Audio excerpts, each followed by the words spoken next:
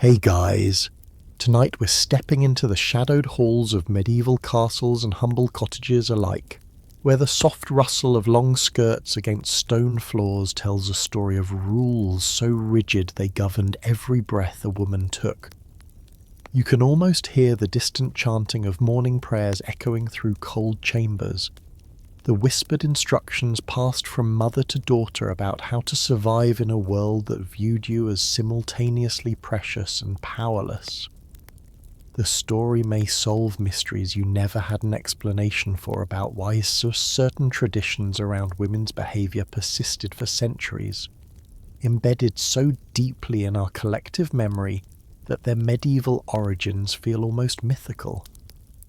So, before you explore the story with me, please take a moment to help me subscribe to the channel, like and share this video, or maybe leave a comment below, but make sure you do it when you really like what I bring to you. Feel free to let me know where and when you started watching tonight, or perhaps share what draws you to these historical journeys into the past. Your engagement helps these stories reach others who find comfort in history's gentle embrace. Now, let's keep the lights as soft as possible. Turn on the fan for a gentle sound to help the story feel more emotional, and let's embark on tonight's journey together. You wake before dawn in your medieval world, not to the gentle buzz of an alarm clock, but to the deep, resonant toll of church bells cutting through the pre-dawn darkness. Your feet touch cold stone or packed earth floors, and immediately your day begins with a ritual so ingrained it feels as natural as breathing. Yet it's actually the first of countless rules that will govern every moment until you lay your head down again tonight. Your morning devotions aren't a personal choice or a moment of private reflection. They're a legal and social requirement, as mandatory as paying taxes in the modern world. You kneel beside your bed, whether it's a simple straw mattress or an elaborate four-poster draped in silk, and begin the prayers that mark you as a proper Christian woman. The Latin words flow from your lips even if you don't understand their meaning, and for most women, you don't, because literacy is a privilege carefully rationed by those in power. The Ave Maria becomes your first act of submission for the day, not just to God, but to a social order that views your spiritual life as something requiring constant supervision. You recite the prayer with the same cadence your mother taught you, her mother taught her, stretching back through generations of women who understood that religious devotion was both protection and prison. If you're caught skipping these morning prayers, the consequences ripple through your entire social standing like stones thrown into still water. Your husband, if you have one, expects to hear the soft murmur of your devotions. Your servants, if you're wealthy enough to have them, take note of your religious habits because they'll gossip about them in the kitchens and marketplaces. Your neighbours listen for the familiar sounds of a godly household beginning its day. Even the local priest keeps mental tallies of which women in his parish maintain proper spiritual discipline, and his opinions carry weight that can make or break your reputation faster than you can say Carrie Ellison, the Book of Hours. If you're fortunate enough to own one, becomes your guide through this spiritual maze. These beautifully illuminated prayer books weren't just religious texts, they were status symbols, social contracts, and instruction manuals all rolled into parchment pages decorated with gold leaf and brilliant colours. You trace your finger along prayers designated for specific hours. Matins at midnight, though most lay people skip this one. Lauds at dawn, prime at 6 in the morning, and so on through the day until Compline sends you to sleep. But here's where medieval life gets deliciously complicated. While the church demands your complete spiritual obedience, it also expects you to balance this with your earthly duties as daughter, wife, mother, and household manager. You're supposed to be so devoted to prayer that you barely think of worldly concerns. yet so competent in domestic matters that your family thrives under your care. It's like trying to be both a contemplative monk and a corporate executive simultaneously. Medieval women mastered this impossible balancing act because their survival depended on it. The really fascinating part is how these morning prayers served as a form of medieval multitasking. While you knelt in apparent submission to divine will, you were actually planning your day, mentally organising household tasks, considering which servants needed instruction, remembering what needed to be purchased at market, and perhaps even plotting minor rebellions against the more ridiculous restrictions placed on your life. Historians still argue whether medieval women used prayer time as a form of mental escape or strategic planning session. Probably both, depending on the day and the woman. Your morning devotions also served as a kind of spiritual insurance policy.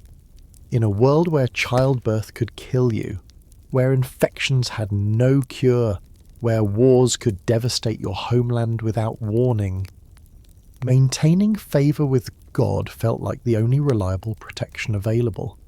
You prayed not just out of duty, but out of a very practical understanding that divine intervention might be your only hope when earthly systems failed you. The prayers themselves reveal fascinating insights into medieval assumptions about women's nature.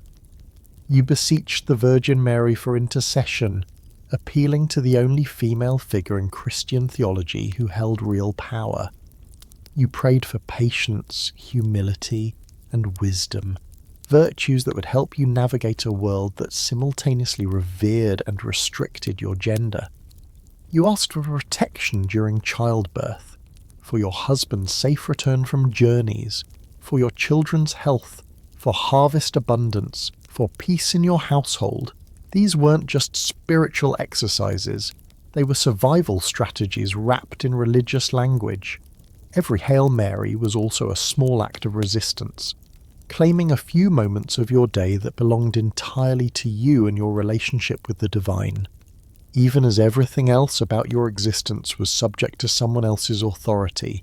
The truly peculiar aspect of these morning rituals was how they varied dramatically based on your social position, yet remained universally mandatory if you were a peasant woman. Your prayers might be hastily mumbled while you tended the fire and prepared the day's first meal. Multitasking out of necessity rather than choice, your devotions competed directly with the urgent needs of hungry children, livestock requiring attention, and a husband expecting breakfast before heading to the fields.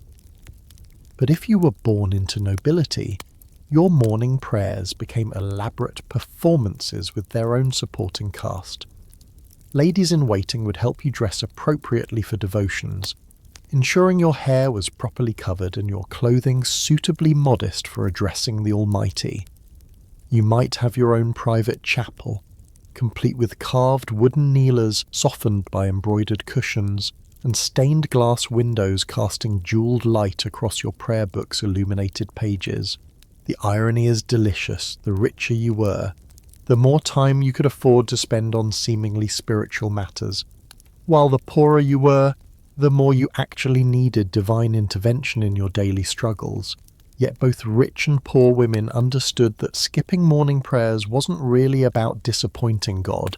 It was about disappointing a community of watchers who used religious observance as a measuring stick for female virtue. Some women developed ingenious workarounds for this system.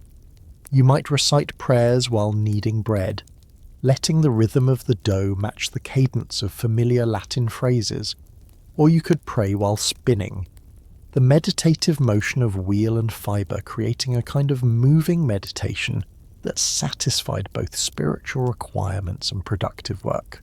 Medieval women became masters at finding efficiency within restriction, turning mandatory devotions into opportunities for the kind of multitasking that would impress any modern working mother. The seasonal variations in these morning rituals added another layer of complexity to your spiritual routine. Winter mornings meant praying in darkness so complete that you memorized your prayers by sound rather than sight, your breath visible in frigid air as you whispered familiar words. Summer brought the luxury of natural light filtering through windows, but also the distraction of birdsong and the urgent call of gardens needing attention before the day grew too hot for heavy work. As the first light of dawn creeps through your window, whether it's made of precious glass or simply an opening covered with oiled cloth, you rise from your knees, knowing you've completed the first requirement in your daily performance of proper womanhood. The spiritual foundation is laid, but ahead stretch countless other rules, expectations, and restrictions that will test your ingenuity, patience, and strength until the sun sets again. Your knees bear the familiar ache of morning prayers, a physical reminder that even your relationship with God must be performed according to someone else's specifications. Your prayers complete. You turn to the task of dressing yourself, but this isn't the simple matter of choosing clothes that you might imagine. Every thread you wear, every colour you display, every accessory you don becomes a public declaration of your place in society's rigid hierarchy. Your wardrobe isn't about personal expression or comfort. It's a legal document written in fabric, regulated by the laws so specific they dictated the number of buttons on your sleeves and the length of your train. The sumptuary laws governing your clothing choices were as detailed as modern tax codes and far more strictly enforced. If you were caught wearing colours above your station, you could face fines that would bankrupt your family, public humiliation in the town square, or even imprisonment. These weren't suggestions or social guidelines, they were legal requirements backed by the full force of medieval justice because your clothing threatened the very foundation of social order if worn incorrectly. You begin with your undergarments, and even these invisible layers follow strict rules. Your linen chemise, the garment that touches your skin, must be made from fabric appropriate to your social rank. Peasant women wore rough, undyed linen that scratched and chafed but served its purpose. Merchant wives could afford finer weaves, perhaps with delicate embroidery around the neckline that no one would see, but everyone somehow knew about. Noble ladies wore chemises of silk or the finest linen, soft as whispers against skin that rarely knew hard labour. Over this foundation you add layer upon layer, each one reinforcing your position in society's careful arrangement. Your kirtle, the fitted dress that forms the basis of your outfit, reveals your status through its construction as much as its decoration. The wealthy could afford tailored garments that followed the body's natural lines, created by skilled seamstresses who understood the geometry of flattery. The poor may do with rectangular pieces of cloth sewn together in basic shapes, functional but hardly fashionable. Colour becomes your most powerful and most dangerous tool of communication.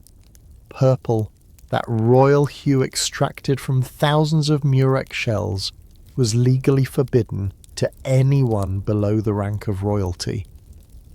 Wearing purple without proper birthright wasn't just tacky, it was treasonous. Scarlet red, nearly as exclusive, was reserved for high nobility and wealthy merchants who had purchased specific licenses to wear such prestigious shades. Even bright blues and greens were regulated, with sumptuary laws specifying exactly which social ranks could wear which intensities of colour. If you were a merchant's wife, you walked a particularly treacherous line in your clothing choices. Your husband's wealth might afford fine fabrics and skilled tailoring, but wearing them too obviously could trigger accusations of exceeding your proper station. You learned to signal prosperity through subtle details, the quality of your fabric rather than its ostentation, the precision of your needlework rather than the boldness of your colours. It was like speaking in code, where every stitch carried meaning and every thread told a story about your family's place in the world's careful ordering. The accessories you wore carried their own complex messages and restrictions. Jewelry wasn't just decoration, it was currency, investment, and social signalling all wrapped into wearable form. Your rings announced your marital status, family connections, and approximate wealth level to anyone observant enough to read their coded messages. A simple gold band might indicate a comfortable but modest household, while rings heavy with gemstones proclaimed serious affluence and possibly noble connections. Your head covering represented perhaps the most regulated aspect of your entire appearance. Married women were required by both law and custom to keep their hair covered in public, but the style and richness of that covering revealed volumes about your social position. A simple linen coif marked you as respectable but humble. A silk veil with intricate embroidery suggested wealth and leisure time for elaborate needlework. The elaborate hennin headdresses favoured by court ladies, those towering, cone-shaped confections that seem so impractical to modernise, were actually sophisticated displays of family wealth and social ambition. But here's where medieval fashion gets delightfully absurd.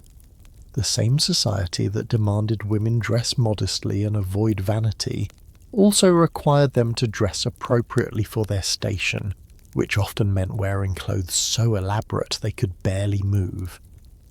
You were supposed to be humble about your appearance while simultaneously advertising your family's prosperity and social connections through your clothing. It's like being told to whisper loudly, a contradiction that medieval women navigated with remarkable skill and occasional quiet rebellion. The seasonal requirements for your wardrobe added another layer of complexity to this sartorial minefield. Winter demanded furs, but only certain types were permissible for your social rank.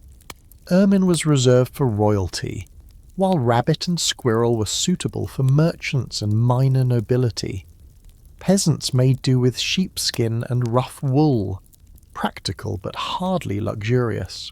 Summer brought its own challenges, as lighter fabrics still needed to maintain proper social distinctions while providing relief from medieval heatwaves that could be surprisingly intense. Your shoes, those humble foot coverings, even followed strict hierarchical rules. Pointed toes, popular among the fashionable, were regulated by law according to social rank. The higher your status, the longer your shoe points could legally extend. Some noble ladies wore shoes with points so long they needed to be tied to their legs to prevent tripping, turning footwear into a form of conspicuous consumption that proclaimed, "I'm so wealthy I can afford to wear completely impractical shoes." The truly fascinating aspect of these clothing regulations was how they created a medieval fashion arms race. As soon as one social class adopted a particular style or luxury, laws would be passed restricting it to higher ranks, forcing constant innovation and adaptation. Merchants' wives became masters of walking the fine line between appropriate display of wealth and illegal pretension to nobility. They developed sophisticated techniques for signaling prosperity through quality rather than ostentation, like wearing simple styles in extraordinarily fine fabrics or choosing subtle colours that were technically permissible but obviously expensive. Historians still argue whether these sumptuary laws were primarily about maintaining social order or generating revenue through fines and licensing fees. The truth probably involves both motivations, as medieval governments were always seeking new sources of income while simultaneously trying to prevent social mobility that might threaten established power structures. Your clothing choices became a form of taxation, where wearing the wrong shade of blue could cost your family a year's income. The enforcement of these clothing laws created an entire network of fashion police, from local officials who monitored market days for violations to court observers who reported on inappropriate displays of luxury. Your neighbours became unwitting enforcers because everyone understood the rules well enough to spot violations and the social consequences of being seen in improper attire. It was like living in a world where everyone was a fashion critic with legal authority to back up their opinions. Some women found creative ways to bend these rules without breaking them outright. You might wear permitted colours, but choose unusual combinations that created striking effects. You could select fabrics that were technically allowed, but obviously expensive, signalling wealth through quality rather than ostentation. Wealthy women sometimes commissioned garments that followed the letter of sumptuary laws while violating their spirit, using loopholes and technicalities to express personal style within legal constraints. As you complete your daily transformation from private individual to public representative of your social rank, adjusting each layer and accessory to send the proper messages about your family's place in society's hierarchy, you realize that getting dressed in medieval times was less about personal preference and more about diplomatic negotiation with a world that judged your worth by your wardrobe. Every choice carried consequences, every colour told a story, and every thread woven into your garments helped weave you into the complex tapestry of medieval social order. Dressed according to your station's requirements, you now face perhaps the most consequential rule governing medieval women's lives. You have virtually no say in choosing the man who will control your future, your body, your property, and quite possibly your happiness for the remainder of your earthly existence. Marriage in your world isn't about love, compatibility, or personal choice. It's a business transaction as carefully negotiated as any trade agreement, with you serving as both the commodity being sold and the signing bonus that seals the deal. Your marriage negotiations begin before you're old enough to understand their implications, sometimes before you can even walk. Parents eye their infant daughters and immediately begin calculating potential matches, weighing family connections, land holdings, trade opportunities, and political alliances that could be secured through your eventual union. You're not a person in these discussions. You're a resource to be strategically deployed for maximum family advantage, like a particularly valuable piece of property that happens to breathe and occasionally voice opinions that everyone politely ignores.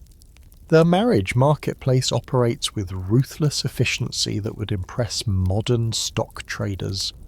Your father, or male guardian if your father is deceased, serves as your broker, advertising your assets and negotiating your terms with the cold precision of someone selling livestock. Your dowry, the money, property, or good your family provides to secure your marriage, determines your market value more than your personality, intelligence, or preferences ever could. A substantial dowry can elevate you into marriages above your social station, while a meagre one might condemn you to spinsterhood or a union with someone desperate enough to overlook your family's modest circumstances. The haggling over your marriage terms resembles nothing so much as a medieval version of corporate merger negotiations. Lawyers draft contracts specifying exactly what each family contributes to the arrangement. What happens if you fail to produce male heirs, how your property will be distributed if you predecease your husband, and countless other contingencies that treat your future as a series of potential business problems to be solved through careful legal documentation.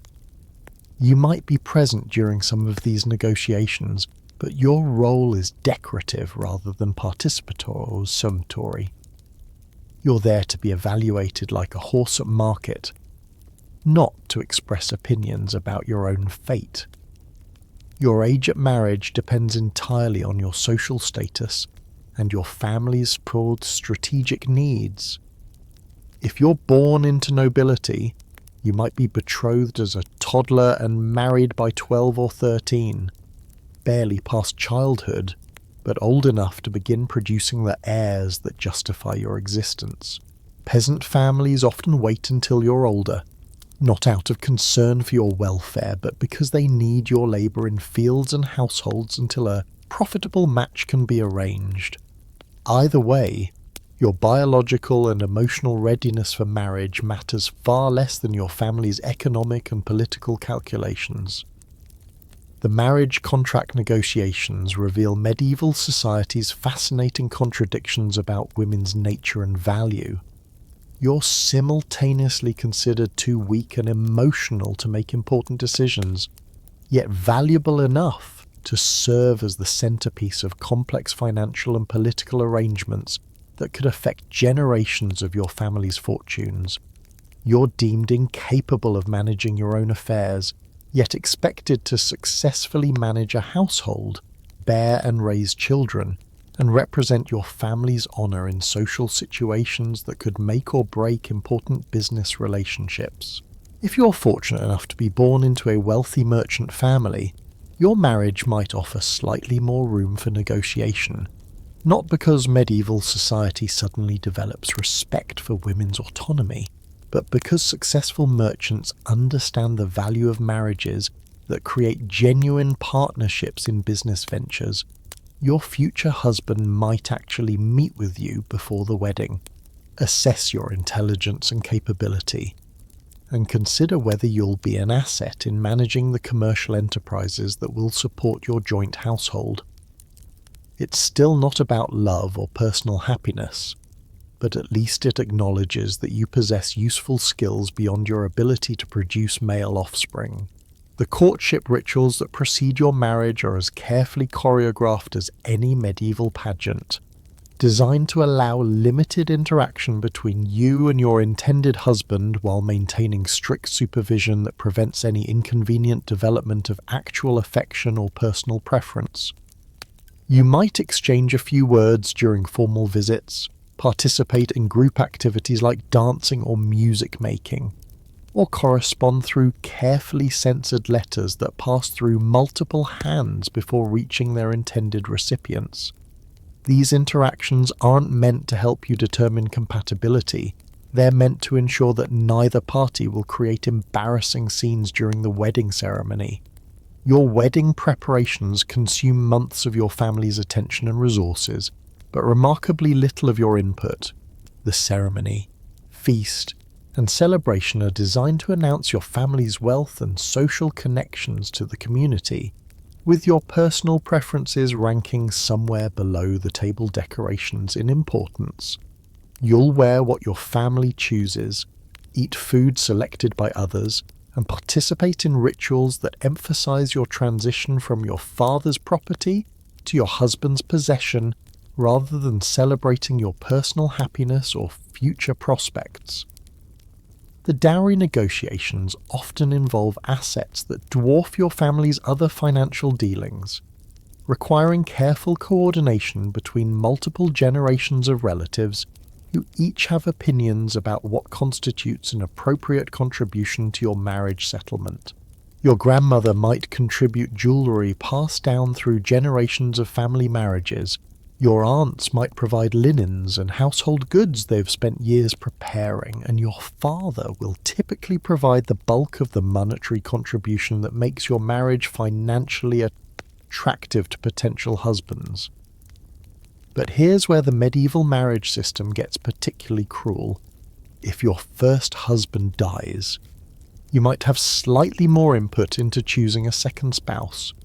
But this apparent freedom comes with devastating restrictions.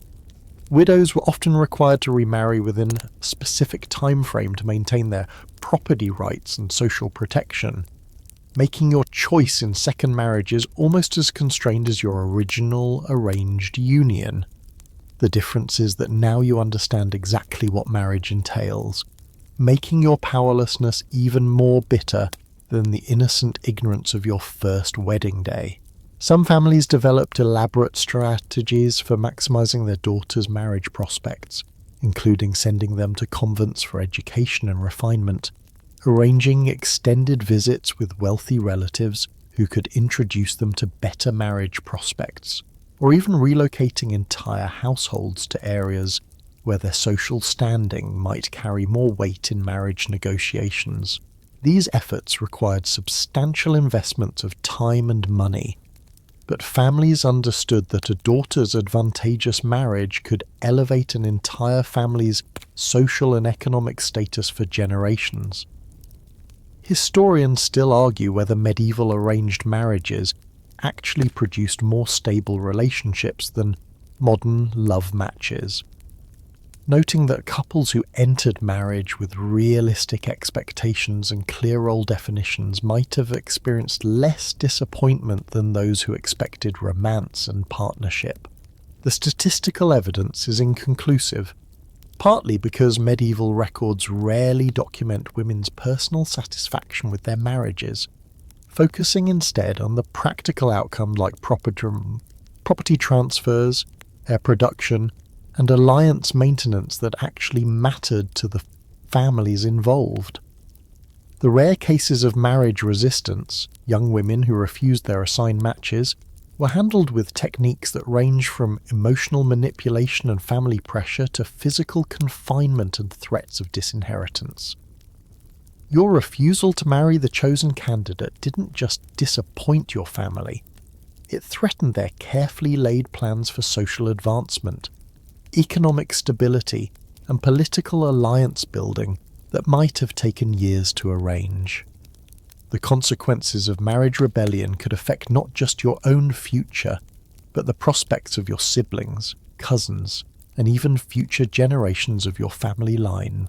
As you contemplate your place in this matrimonial marketplace, you realize that your value as a medieval woman is measured not by your dreams, talents, or desires, but by your ability to serve as a bridge between families seeking mutual advantage through your marriage. Your wedding day will mark not the beginning of your independent adult life, but your final transition from one form of male ownership to another, with your happiness serving as a pleasant bonus if it happens to align with everyone else's more pressing priorities. Once married and established in your new household, you discover one of the medieval life's most perplexing contradictions. You're legally considered your husband's property, with fewer rights than his horses or hunting dogs, yet you're simultaneously expected to manage complex domestic operations that would challenge any modern CEO. Your household becomes your kingdom and your prison, a domain where you wield considerable practical power while remaining theoretically powerless under the law. Your daily responsibilities as mistress of a medieval household stretch far beyond anything a modern person might imagine domestic management could entail. You're simultaneously the chief financial officer, human resources director, head chef, medical officer, diplomat, and security coordinator for what amounts to a small corporation that happens to be housed in a building where you also sleep. The survival and prosperity of everyone under your roof, family members, servants, apprentices, and various hangers-on, depends on your ability to juggle these roles with skill that would impress any contemporary business school graduate. Food management alone requires logistical expertise that rivals military campaign planning. You must oversee the preservation of meat through smoking, salting, and careful storage that will last through months when fresh protein becomes unavailable. Your herb gardens provide not just seasoning for meals, but the primary pharmacy for your household's medical needs. You coordinate with local farmers for grain supplies, negotiate with merchants for imported spices and luxury items, and manage the complex seasonal rhythms that determine when certain foods are available and how they must be processed for long-term storage.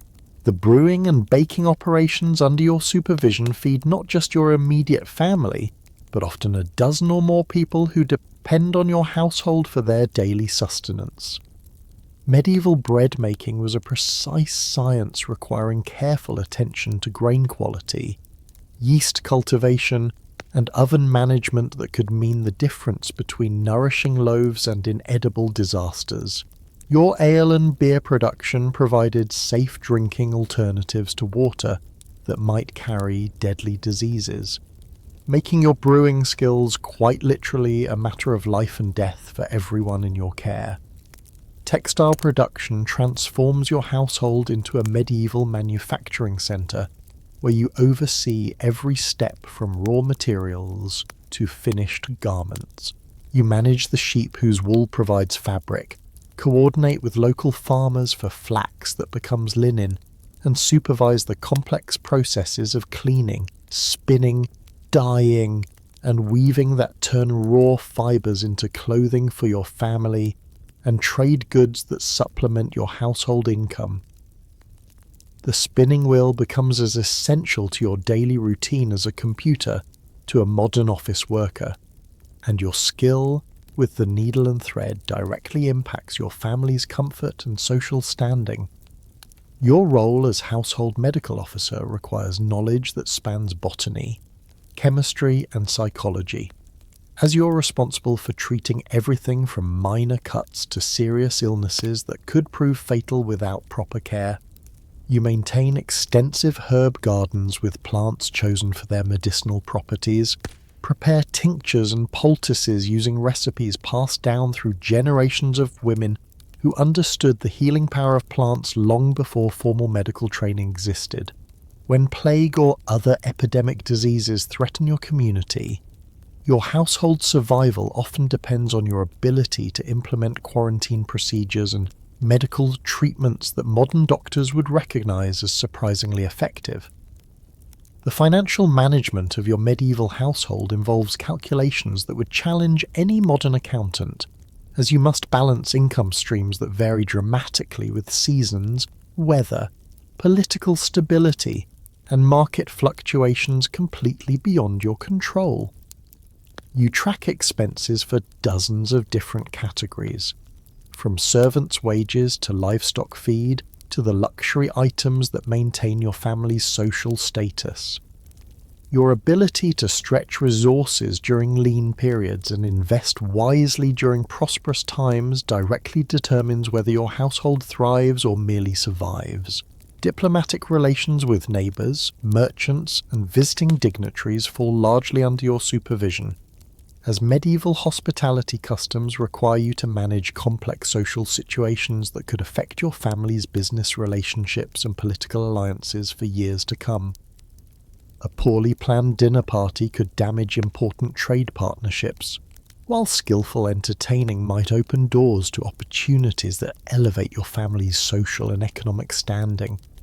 You become a master of reading social cues, managing personalities, and creating atmospheres that encourage the kinds of conversations and connections your husband needs for his various enterprises. Managing your household staff requires skills that modern human resources departments struggle to master, as you must motivate, train, and coordinate workers whose loyalty depends entirely on your ability to balance authority with fairness. Your servants often live in your household for years, coming almost like extended family members whose personal problems and professional development become your responsibility. You must judge character accurately when hiring new staff, resolve conflicts between workers who live in close quarters, and maintain productivity levels that keep your household operations running smoothly. The seasonal rhythms that govern medieval life require you to plan and coordinate activities months in advance, anticipating needs and problems that might arise during different times of year. Spring brings intensive planting and cleaning activities that prepare your household for the year ahead. Summer demands careful management of harvest activities and food preservation that will sustain everyone through the winter months. Autumn requires coordination of livestock slaughter, grain storage, and final preparations for the cold season. Winter brings its own challenges of maintaining warmth, managing limited food supplies, and keeping everyone healthy during the most dangerous months of the year. Your responsibility for maintaining your family's social reputation adds another layer of complexity to household management, As every decision you make reflects on your husband's business prospects and your children's future marriage opportunities, the quality of your table settings announces your family's prosperity to visitors who will gossip about what they observed in your home.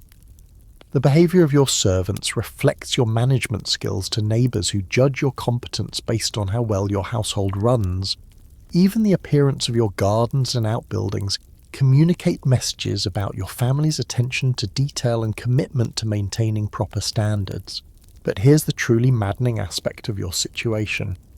Despite managing operations that would challenge any modern executive, you legally own none of what you control. The house you run belongs to your husband, the servants you supervise owe their loyalty to him, the money you manage so carefully is considered his property, and the decisions you make daily could theoretically be overruled by his whim. You're like a corporate CEO who could be fired at any moment without cause, stripped of authority over the enterprise you've spent years building and perfecting. Some women found ways to accumulate informal power that transcended their legal limitations, becoming so indispensable to their household's operations that their husbands consulted them on business decisions and treated them as genuine partners despite societal expectations to the contrary.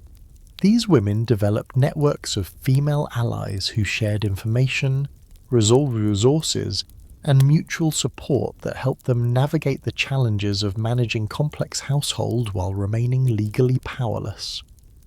Historians still argue whether medieval women derived satisfaction from their household management responsibilities or viewed them primarily as burdens imposed by a society that offered them few alternatives.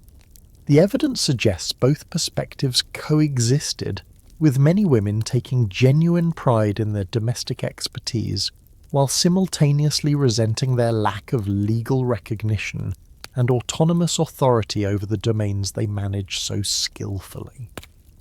The irony remains delicious. Medieval society declared women too weak and irrational to own property or make important decisions, then required them to demonstrate exactly the kind of strength, intelligence, and decision-making ability that contradicted these assumptions every single day. Your success as a household manager proved your competence, while your legal status as property denied the evidence that your own actions provided daily. You lived the contradiction, managed the impossibility, and somehow made it all work well enough to keep medieval society functioning, despite its fundamental logical inconsistencies about women's capabilities and worth. Your household management skills are impressive, but they pale in comparison to the most dangerous and essential task society expects you to perform: producing male heirs, while surviving an experience that claims the life of 1 in every 3 women who attempt it. Childbirth in your medieval world isn't just painful and risky. It's a maternal mortality lottery, where the stakes couldn't be higher and the medical support couldn't be more primitive. Your reproductive life begins the moment your marriage is consummated, and from that point forward, your value to your husband's family rises and falls with your ability to produce sons who can inherit property, carry on the family name, and provide military service when required. Daughters are pleasant enough, useful for future marriage alliances, but sons represent security, continuation, and proof that God approves of your union. The pressure to produce male heirs transforms your body into a battlefield where your personal survival competes with your social obligations in the most literal sense possible. Medieval medical understanding of pregnancy and childbirth combined genuine observation with theories so wildly incorrect they would be comical if women's lives didn't depend on them. Physicians believed your womb wandered around your body like a restless animal, that your emotional state during conception determined your baby's gender, and that looking at beautiful objects during pregnancy would produce attractive children. These weren't quaint folk beliefs. They were official medical doctrine taught in universities and practiced by the most educated healers available. The moment you miss your monthly bleeding, your entire household shifts into pregnancy management mode, with restrictions and requirements that make your pre-pregnancy rules seem relaxed by comparison. You're forbidden from riding horses, lifting heavy objects, or engaging in any activity that might disturb the delicate process of growing a potential male heir. Your diet becomes subject to intense scrutiny, as medieval theory held that certain foods could influence your baby's gender, temperament, and physical characteristics in ways that seem fantastical today but were taken deadly seriously by people whose survival depended on successful pregnancies. Your clothing during pregnancy must balance the need and to accommodate your changing shape with social requirements that remain unchanged by your condition. There are no maternity clothes as modern women understand them. Instead, you let out seams, add fabric panels, and adjust existing garments to fit your expanding body while maintaining the appearance appropriate to your social station. The wealthy could afford to commission new garments designed for pregnancy, but most women made do with creative alterations that allowed them to remain properly dressed according to their rank throughout their pregnancies. The superstitions surrounding your pregnant state reveal medieval society's desperate attempts to control an uncontrollable process through magical thinking that provided psychological comfort even when it offered no actual protection. You wear specific amulets to ensure safe delivery, avoid certain foods believed to cause birth defects, and follow elaborate rituals designed to influence your baby's gender and characteristics. These practices serve as coping mechanisms for the terrifying reality that pregnancy in your era is essentially a 9-month countdown to a medical crisis that could easily prove fatal.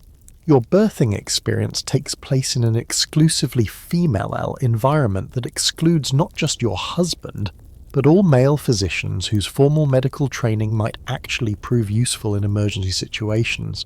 Instead, you're attended by midwives whose skills range from genuinely helpful traditional knowledge to practices that actively increase your risk of infection and complications. The birthing chamber becomes a temporary community of women who share their own pregnancy stories, offer encouragement, and provide the only medical support available during your labor. The birthing process itself unfolds according to traditions that prioritize spiritual intervention over medical intervention, as medieval society believes divine will determines pregnancy outcome more than human skill or preparation. Your birthing chair, if your family can afford one, is designed to allow gravity to assist delivery, but most women give birth in bed surrounded by female relatives and neighbors who offer moral support and practical assistance based on their own experiences rather than formal training. Pain relief during childbirth is limited to herbal remedies whose effectiveness varies dramatically and whose safety is largely unknown. You might chew willow bark for its mild analgesic properties, drink wine mixed with herbs believed to ease labor pains, or clutch religious relics thought to provide divine assistance during delivery. The absence of effective pain management means you endure the full intensity of labor while maintaining enough composure to follow the complex birthing rituals that supposedly ensure your baby's safe arrival.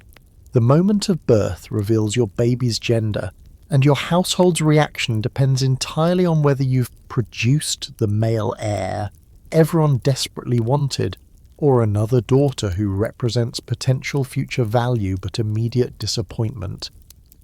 Your own relief at surviving the delivery process is quickly overshadowed by your family's assessment of whether you've fulfilled your primary reproductive obligation.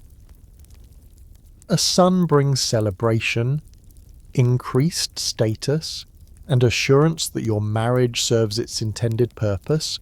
A daughter brings polite acceptance, subtle disappointment, and pressure to become pregnant again as soon as your body recovers sufficiently to attempt another pregnancy.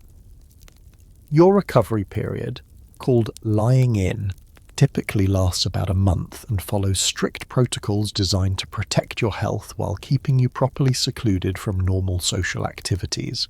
You remain in your chambers, attended by female relatives and servants who manage your household responsibilities while you regain strength and bond with your newborn.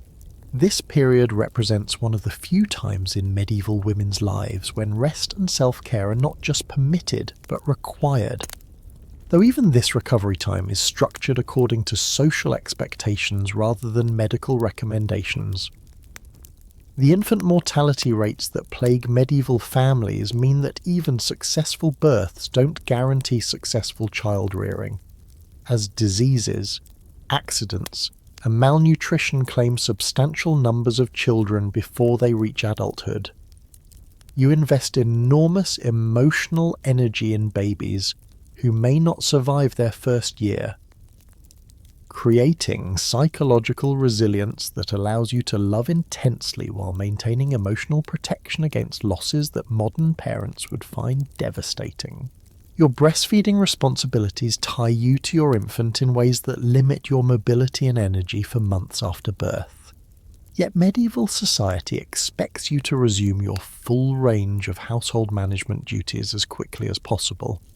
Wealthy families might employ wet nurses to handle nursing duties, freeing mothers for other responsibilities, but most women combine infant care with their existing obligations in ways that would exhaust any modern parent attempting similar multitasking.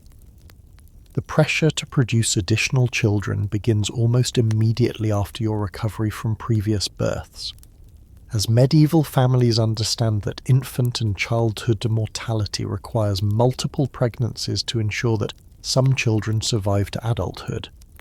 You might spend most of your adult life either pregnant or recovering from pregnancy, with brief intervals between births that allow your body minimal time to restore its strength before facing the next reproductive challenge. Historians still argue whether medieval women developed emotional coping mechanisms that allowed them to psychologically survive repeated pregnancies and frequent child losses, or whether the apparent stoicism recorded in historical documents masks trauma and grief that society didn't permit women to express openly. The evidence suggests that women formed support networks with other mothers who understood the unique challenges of medieval motherhood, sharing knowledge, comfort, and practical assistance that helped them navigate the physical and emotional demands of their reproductive responsibilities. Some women found ways to limit their fertility through herbal contraceptives and spacing techniques that weren't officially acknowledged but were quietly passed between women who understood the need to control their reproductive destinies within the constraints of a society that viewed pregnancy as both their primary purpose and their greatest danger. These practices required careful secrecy, as preventing pregnancy could be viewed as shirking religious duty or defying natural order, but they provided some measure of autonomy over bodies that were otherwise subject to constant external control and expectation. Your maternal mortality risk doesn't end with successful births, as postpartum infections, complications from difficult deliveries, and the physical exhaustion of repeated pregnancies create ongoing health challenges that could prove fatal months or even years after apparently successful deliveries. You live with the constant awareness that your next pregnancy might be your last, making every intimate encounter with your husband a potential death sentence disguised as marital duty. Yet refusing these encounters isn't an option in a world where wives are expected to be sexually available whenever their husbands desire. Do you remember how your morning prayers required careful attention to propriety and social expectations? That same vigilant self-monitoring extends to virtually every word you speak in public. As medieval society operates under the firm belief that women's voices carry dangerous power that must be carefully controlled to prevent social chaos, your silence becomes a virtue more precious than gold, while your speech transforms into a potential weapon that could destroy reputations, disrupt hierarchies, and challenge the divine order that keeps medieval society functioning according to God's presumed plan. The rules governing when, where, and how you may speak in public are as complex as any legal code and far more strictly enforced than most criminal laws. In church, you remain silent during services except for specific responses that the congregation recites together, and even then your voice should blend anonymously with others, rather than standing out in any way that might draw attention to your individual presence.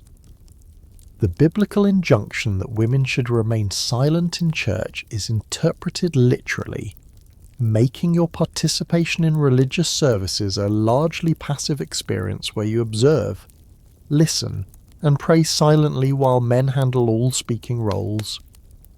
Legal proceedings exclude your voice almost entirely, as medieval courts operate under the assumption that women lack the rational capacity and moral authority necessary for a reliable testimony. If you witness a crime, your account carries less weight than that of any male observer, regardless of your proximity to events or the clarity of your observations. In most legal contexts, you cannot speak for yourself at all. Male relatives or legal guardians must represent your interests and present your perspective to judges who might not even acknowledge your presence in the courtroom. Town meetings, guild assemblies, and other civic gatherings where important community decisions are made treat your attendance as decorative rather than participatory. You might be present during discussions that directly affect your household's economic interests or your children's future opportunities, but your opinions remain unvoiced, while men who may know far less about the practical implications of proposed policies make decisions that will govern your daily life. Your exclusion from these discussions isn't accidental oversight, it's deliberate policy based on medieval beliefs about women's intellectual limitations and their proper role in society. Market interactions require you to navigate complex protocols that allow necessary commercial speech while maintaining appropriate feminine restraint. You can negotiate prices, inspect goods, and conduct the business transactions essential for household management, but these conversations must remain focused on practical matters rather than expanding into the kind of broader social discourse that men enjoy freely. Your haggling with merchants becomes a carefully choreographed performance where you demonstrate competence without appearing too assertive, knowledge without seeming presumptuous, and authority without challenging male prerogatives. Social gatherings among women of your own class provide rare opportunities for relatively unrestricted conversation, but even these interactions operate under informal surveillance systems where inappropriate comments could be reported to husbands, fathers, or religious authorities who monitor women's behavior for signs of dangerous thinking. Your conversations with female friends and relatives must balance the human need for social connection with the constant awareness that indiscreet remarks could have serious consequences for your reputation and social standing. The fascinating contradiction emerges when you consider how medieval society simultaneously silences women's public voices while relying heavily on their private counsel. Your husband may expect complete deference in public settings, but privately he might seek your opinions on business decisions, family matters, and social strategies that require the kind of practical intelligence and emotional insight that you've developed through years of managing complex household operations. This private influence operates completely outside official recognition, creating a shadow system of female authority that contradicts public assertions about women's incapacity for rational thought. Religious confession provides one of the few sanctioned opportunities for you to speak freely about your thoughts, feelings, and experiences. But this apparent freedom comes with its own constraints and dangers. Your confessor might use information shared during these supposedly confidential sessions to monitor your compliance with religious and social expectations, and priests often viewed their role as reforming women's behavior rather than simply providing spiritual guidance.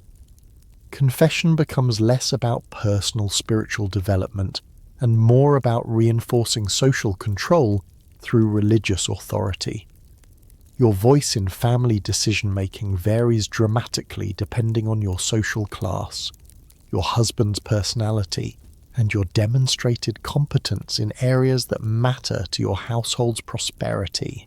Some medieval marriages developed into genuine partnerships where husbands valued their wives' judgment and sought their input on important decisions. But these arrangements remained private and unofficial, never acknowledged in ways that might challenge broader social assumptions about women's proper roles in decision-making processes. The seasonal rhythms of medieval life created specific contexts where your voice became temporarily more valuable, particularly during times when your specialized knowledge proved essential for family survival or prosperity. During harvest seasons, your expertise in food preservation and storage might make your opinion sought after and respected. During illness outbreaks, your medical knowledge could elevate your status within your household and community. During social crises, your diplomatic skills and social connections might prove crucial for your family's navigation of dangerous political situations, but these temporary elevations in your speaking authority always remained contingent on the external circumstances, rather than representing any fundamental recognition of your right to voice opinions or participate in decision-making processes. Once the crisis passed or the seasonal need ended, expectations returned to normal patterns, where your silence represented virtue and your speech represented potential danger to social order. The education you received, if any, was specifically designed to prepare you for appropriate feminine speech, rather than developing your capacity for independent thought or public discourse. You learned to read devotional texts that would improve your spiritual life, to write letters that maintained family correspondence, and to speak in ways that demonstrated proper religious training and social refinement. Critical thinking, philosophical inquiry, and political analysis were considered dangerous subjects that might corrupt your naturally submissive nature and make you unsuitable for your intended role as wife and mother. Historians still argue whether medieval women developed sophisticated codes and strategies that allowed them to communicate complex ideas and maintain intellectual lives despite official restrictions on their public voices.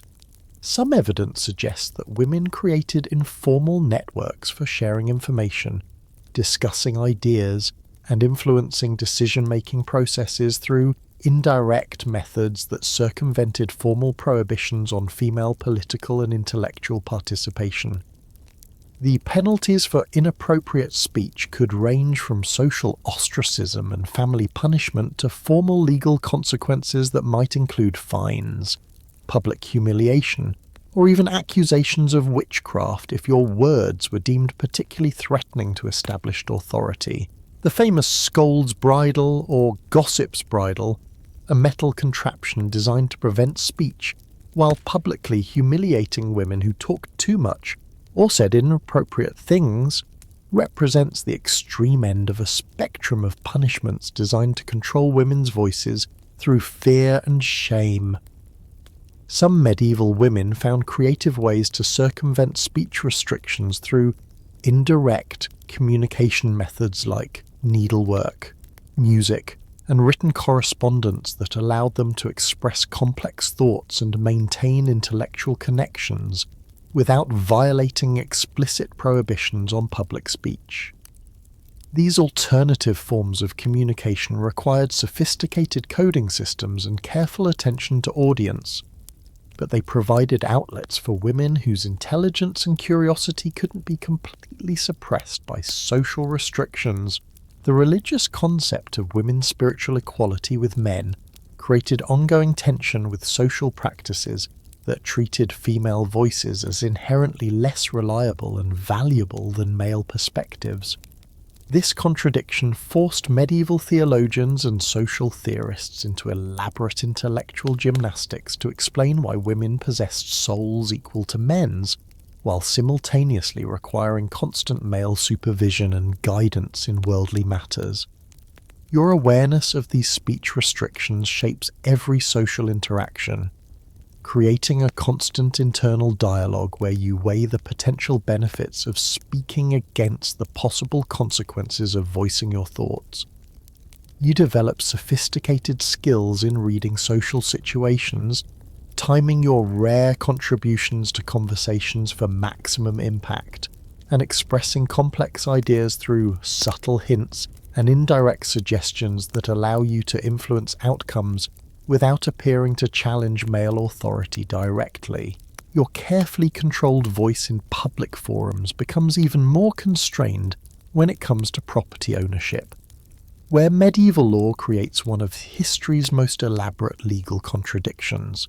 You can inherit vast estates, manage complex business operations, and control enormous wealth. Yet technically you own absolutely nothing in your own name. Your relationship with property exists in a legal twilight zone, where you wield substantial practical power while remaining theoretically powerless under systems designed by men who somehow convinced themselves this arrangement made perfect sense. The inheritance laws governing your property rights read like instructions for an impossible magic trick, where assets simultaneously belong to you and don't belong to you, depending on which legal authority you consult and what day of the week they are feeling particularly creative about jurisprudence. When your father dies, you might inherit his entire estate, becoming one of the wealthiest individuals in your region with control over lands, buildings, livestock, and financial assets that would make modern billionaires envious. Yet this same wealth that makes you powerful also makes you legally powerless, as inheritance law assumes you're too delicate and irrational to manage property without male supervision. Your dowry represents perhaps the most complex property arrangement in a medieval legal history, as these assets technically belong to you while practically belonging to your husband, with various contingency clauses that might transfer ownership to your children, your birth family, or your husband's relatives, depending on circumstances that no one can predict when the original contracts are signed. The legal documents governing dowry arrangements require teams of lawyers to draft and interpret, creating paperwork that resembles nothing so much as modern corporate merger agreements, except that the corporation being merged happens to be your entire future existence.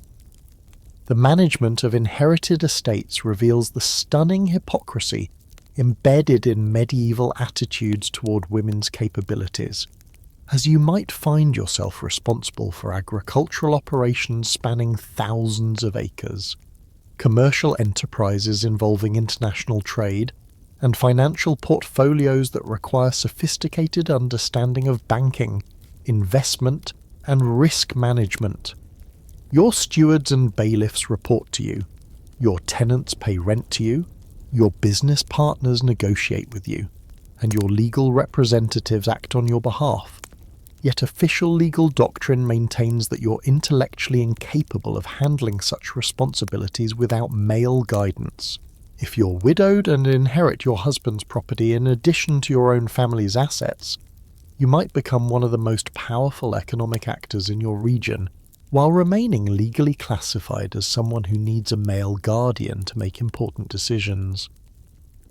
The widow's dower right, your legal claim to 1/3 of your husband's property for life, often creates situations where you control more wealth and land than many noblemen. Yet you still can't enter into certain types of contracts or legal agreements without male authorization from sons, brothers, or court-appointed guardians. Your business acumen in managing the inherited properties often exceeds that of the male relatives supposedly supervising your activities. As you bring decades of household management experience to estate administration while they bring theoretical authority backed by legal systems that assume competence based on gender rather than demonstrated ability. The account books you maintain, the agricultural innovations you implement, and the commercial strategies you develop frequently outperform those of male contemporaries who enjoy complete legal autonomy over their property management decisions. The seasonal cycles of estate management require you to coordinate activities across multiple properties, negotiate contracts with dozens of different parties, and make financial decisions that affect hundreds of people who depend on your lands for their livelihoods. Spring planting decisions determine autumn harvest outcomes. Investment choices made during prosperous years provide security during lean periods, and maintenance activities performed during summer months prevent costly repairs during winter emergencies. Your ability to think strategically about long-term consequences while managing immediate operational needs determines whether your inherited estates prosper or decline under your stewardship. The agricultural knowledge you develop through estate management encompasses everything from soil chemistry and crop rotation to livestock breeding and pest management, making you an expert in fields where formal education is typically reserved for men.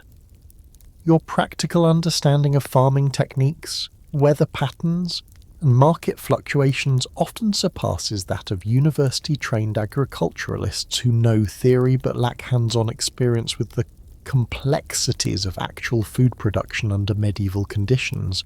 Commercial ventures associated with your inherited properties might include textile production, brewing operations, mining activities, or manufacturing enterprises that require sophisticated understanding of supply chains, quality control, and market dynamics that would challenge any modern business executive. You negotiate contracts with merchants, monitor production schedules, maintain quality standards, and develop new products that keep your enterprises competitive in markets where a single bad decision could bankrupt operations that took generations to build. The legal battles that inevitably arise over property inheritance rights force you to become expert in medieval law despite being theoretically excluded from legal education and formal legal proceedings. You must understand complex inheritance statutes, property law precedents, and contractual obligations that determine whether you retain control over assets that rightfully belong to you, or lose everything to male relatives who challenge your legal standing. These legal disputes can drag on for years, consuming enormous resources while keeping your property rights in constant uncertainty. Your relationship with tenants who farm your inherited lands requires diplomatic skills that balance authority with approachability, as you must collect rents and enforce agricultural obligations while maintaining the loyalty and cooperation necessary for the state profitability. These tenant relationships often span generations, with families who have worked your lands for decades developing personal connections that transcend simple economic arrangements. Your ability to manage these relationships with fairness and wisdom directly impacts both your estate's productivity and your local reputation. The financial complexity of managing multiple inherited properties requires accounting skills that rival those of professional bankers. As you track income and expenses across diverse enterprises, plan for seasonal variations in cash flow, and maintain reserves that can sustain operations during economic downturns or agricultural disasters. Your account books become masterpieces of medieval financial management, documenting transactions that reveal sophisticated understanding of investment strategies, risk assessment, and capital allocation that contradicts every official assumption about women's mathematical and analytical capabilities. But here's where the property paradox becomes particularly cruel. Your demonstrated competence in managing inherited wealth often attracts the attention of male relatives, creditors, or potential husbands who view your success as evidence that your properties would be even more valuable under their direct control. Your business acumen becomes the very quality that makes you vulnerable to legal challenges and social pressures designed to transfer your assets to men who claim they could manage them more effectively. despite overwhelming evidence to the contrary. Historians still argue whether medieval women who inherited substantial properties experienced this wealth as liberation or burden, noting that property ownership brought both unprecedented opportunities for independence and increased exposure to legal challenges, family conflict, and social pressures that could prove devastating for women who lacked strong support networks. The evidence suggests that successful female property managers developed sophisticated strategies for protecting their assets while maintaining social relationships that provided security in a world where legal rights remained precarious.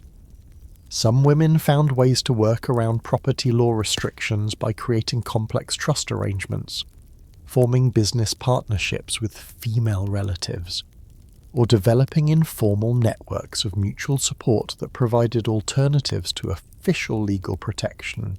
These arrangements required careful documentation and skilled legal representation, but they offered some measure of security for women whose property rights remained subject to challenge by male relatives who might view female success as both threatening and profitable. The irony remains bitter. Medieval society created legal systems that denied women's capacity for property management, while simultaneously relying on their expertise to maintain the economic structures that supported entire communities. Your success as a property manager proved your competence daily, while your legal status as someone requiring male supervision denied the evidence that your own actions provided consistently. You lived inside this contradiction, managed despite it, and somehow made it work well enough to preserve and increase inherited wealth that would benefit future generations long after the legal systems that restricted you had finally evolved beyond their medieval limitations. Your impressive property management skills might suggest that medieval society valued women's economic contributions, but the guild system reveals just how systematically you were excluded from most profitable trades and professions, with restrictions so comprehensive they make modern workplace discrimination look amateur by comparison. The medieval economy operated like an exclusive club where membership was determined primarily by gender, and your exclusion from most guilds wasn't an unfortunate oversight. It was deliberate policy designed to preserve the most lucrative occupations for men while relegating women to auxiliary roles that paid poorly and offered no path to advancement. The guild structure that dominated medieval commerce and craftsmanship functioned as both professional organization and social gatekeeper, controlling everything from apprenticeship opportunities to pricing standards to quality regulations that determined who could practice various trades legally. These organizations wielded enormous power over medieval economic life, and their systematic exclusion of women from most profitable occupations created artificial scarcity that inflated male wages while ensuring that female economic participation remained marginal and precarious. Your exclusion from most guild memberships began early in life, as apprenticeship opportunities for girls were limited to a handful of trades considered appropriate for feminine participation, primarily those involving textiles, food preparation, and domestic service, while boys as young as 7 or 8 could be apprenticed to learn valuable trades like metalworking, carpentry, or merchant commerce. Your educational options were restricted to skills that reinforced traditional gender roles rather than providing genuine economic independence or advancement opportunities. The textile trades offered the most significant opportunities for female guild participation, but even these supposedly feminine occupations operated under restrictions that limited women's advancement and earning potential. You might become skilled at spinning, weaving, or embroidery work that required years of training and produced goods of exceptional quality. Yet male guild members controlled the most profitable aspects of textile commerce while women performed the labour-intensive production work that generated lower profits and offered less job security. Brewing represented one of the few trades where women initially enjoyed substantial participation and economic success. As ale production was considered an extension of the domestic responsibilities that fell naturally within feminine expertise, medieval brewsters operated thriving businesses that supplied communities with essential beverages, often earning substantial profits and achieving respected social positions within their communities. However, as brewing became more profitable and commercially important, male-dominated guilds gradually restricted female participation through licensing requirements, quality regulations, and other barriers designed to eliminate female competition for lucrative brewing contracts. The medical arts created particularly complex situations for women seeking guild recognition, as traditional healing knowledge passed down through generations of female practitioners competed with formal medical education available only to men through university training. Your expertise in herbal remedies, childbirth assistance, and disease treatment might exceed that of university-trained physicians, but guild regulations increasingly favoured formal credentials over practical competence, gradually excluding women from profitable medical practice while allowing them to continue providing lower-paid services that male physicians considered beneath their dignity. Food preparation and retail offered limited opportunities for female guild membership, but these trades typically involved long hours, seasonal fluctuations, and profit margins so narrow that economic security remained elusive even for successful practitioners. You might operate a successful bakery, tavern, or market stall that provided essential community services, but guild regulations often restricted female businesses to specific locations, limited operating hours, or particular types of products that prevented direct competition, with male-owned enterprises considered more important to community welfare. The truly maddening aspect of guild restrictions was how they operated under the pretense of protecting women from occupational dangers or moral corruption that might result from participation in trades considered inappropriate for feminine sensibilities. Metalworking was deemed too physically demanding for female constitutions, despite evidence that women routinely performed equally strenuous agricultural labour. Merchant commerce was considered too morally corrupting for women's pure natures, despite their obvious competence in managing complex household financial operations that required identical skills. Some trades developed elaborate workarounds that allowed women to participate in profitable occupations without technically violating guild restrictions on female membership. Widows of guild members might be permitted to continue their deceased husband's businesses for limited periods, operating under special dispensations that recognized their practical competence, while maintaining official fiction that they were merely temporary caretakers rather than legitimate business operators.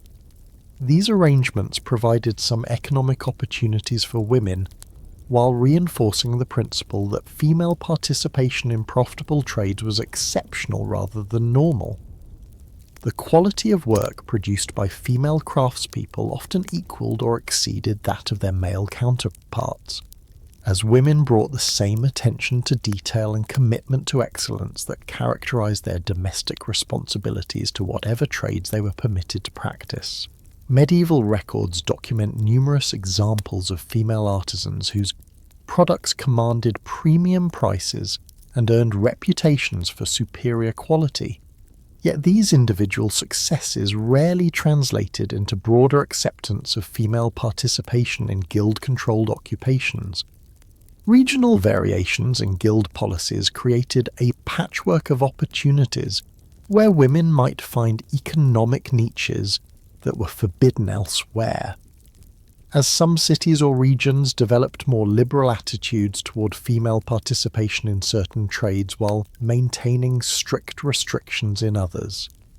These variations suggest that exclusionary policies were based more on social prejudice than practical considerations.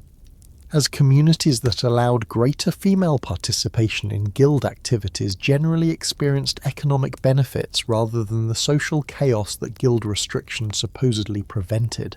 The rare exceptions to guild exclusion policies often involved women who demonstrated such extraordinary skill that their contributions became too valuable to ignore. But even these exceptional cases typically required male sponsorship or special dispensations that emphasize their unusual status, rather than challenging the fundamental assumptions about women's proper economic roles. These token successes served to reinforce exclusionary policies by suggesting that the system worked fairly for truly deserving individuals, while maintaining barriers that prevented most women from accessing profitable occupations. Historians still argue whether guild restrictions on female participation reflected genuine medieval beliefs about women's capabilities or represented economic protectionism designed to limit competition for profitable occupations during periods when economic opportunities were scarce. The evidence suggests both factors contributed to exclusionary policies, with genuine prejudice about women's abilities reinforcing economic motivations for restricting access to lucrative trades. The enforcement mechanisms for guild restrictions included everything from economic boycotts and legal prosecutions to social ostracism and religious condemnation that made violation of gender-based occupational barriers extremely risky for women who needed community support for their basic survival. These enforcement systems ensured compliance with exclusionary policies while making resistance appear both futile and dangerous for individual women who might otherwise challenge gender-based occupational restrictions.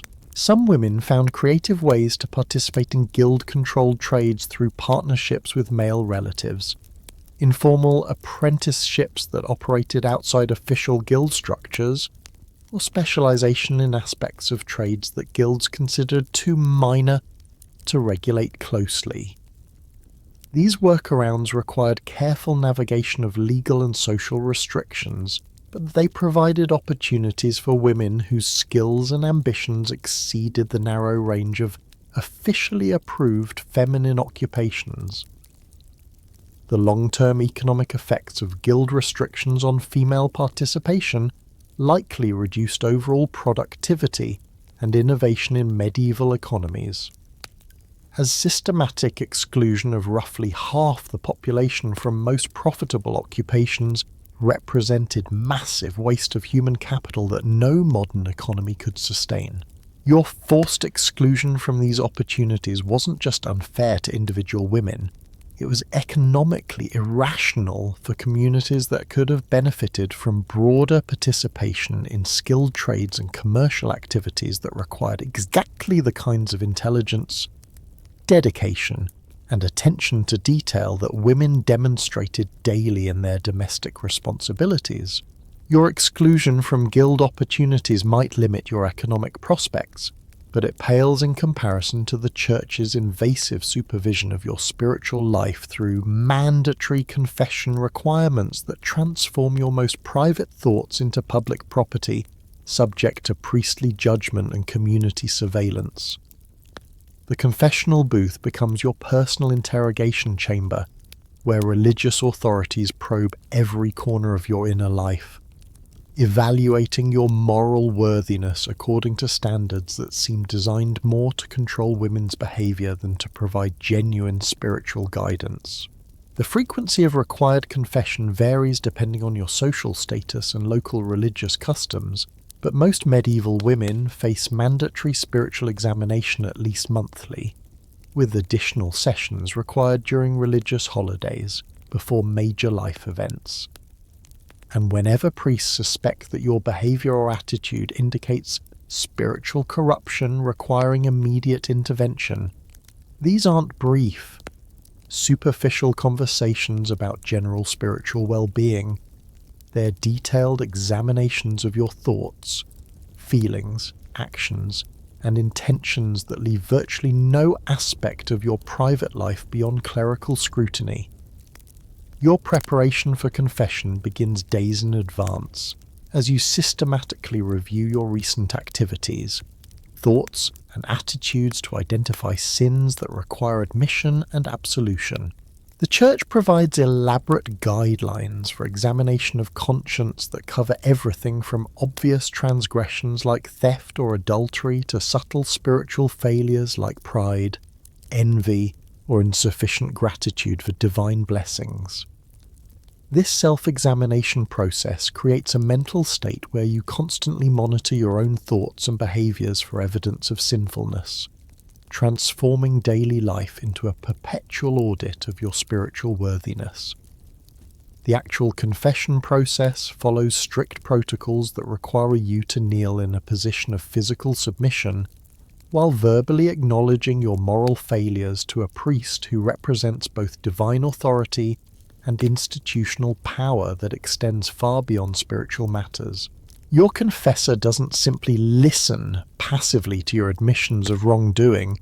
He actively questions you about details, motivations, and circumstances that help him evaluate the severity of your sins and the appropriateness of various forms of penance designed to restore your spiritual standing.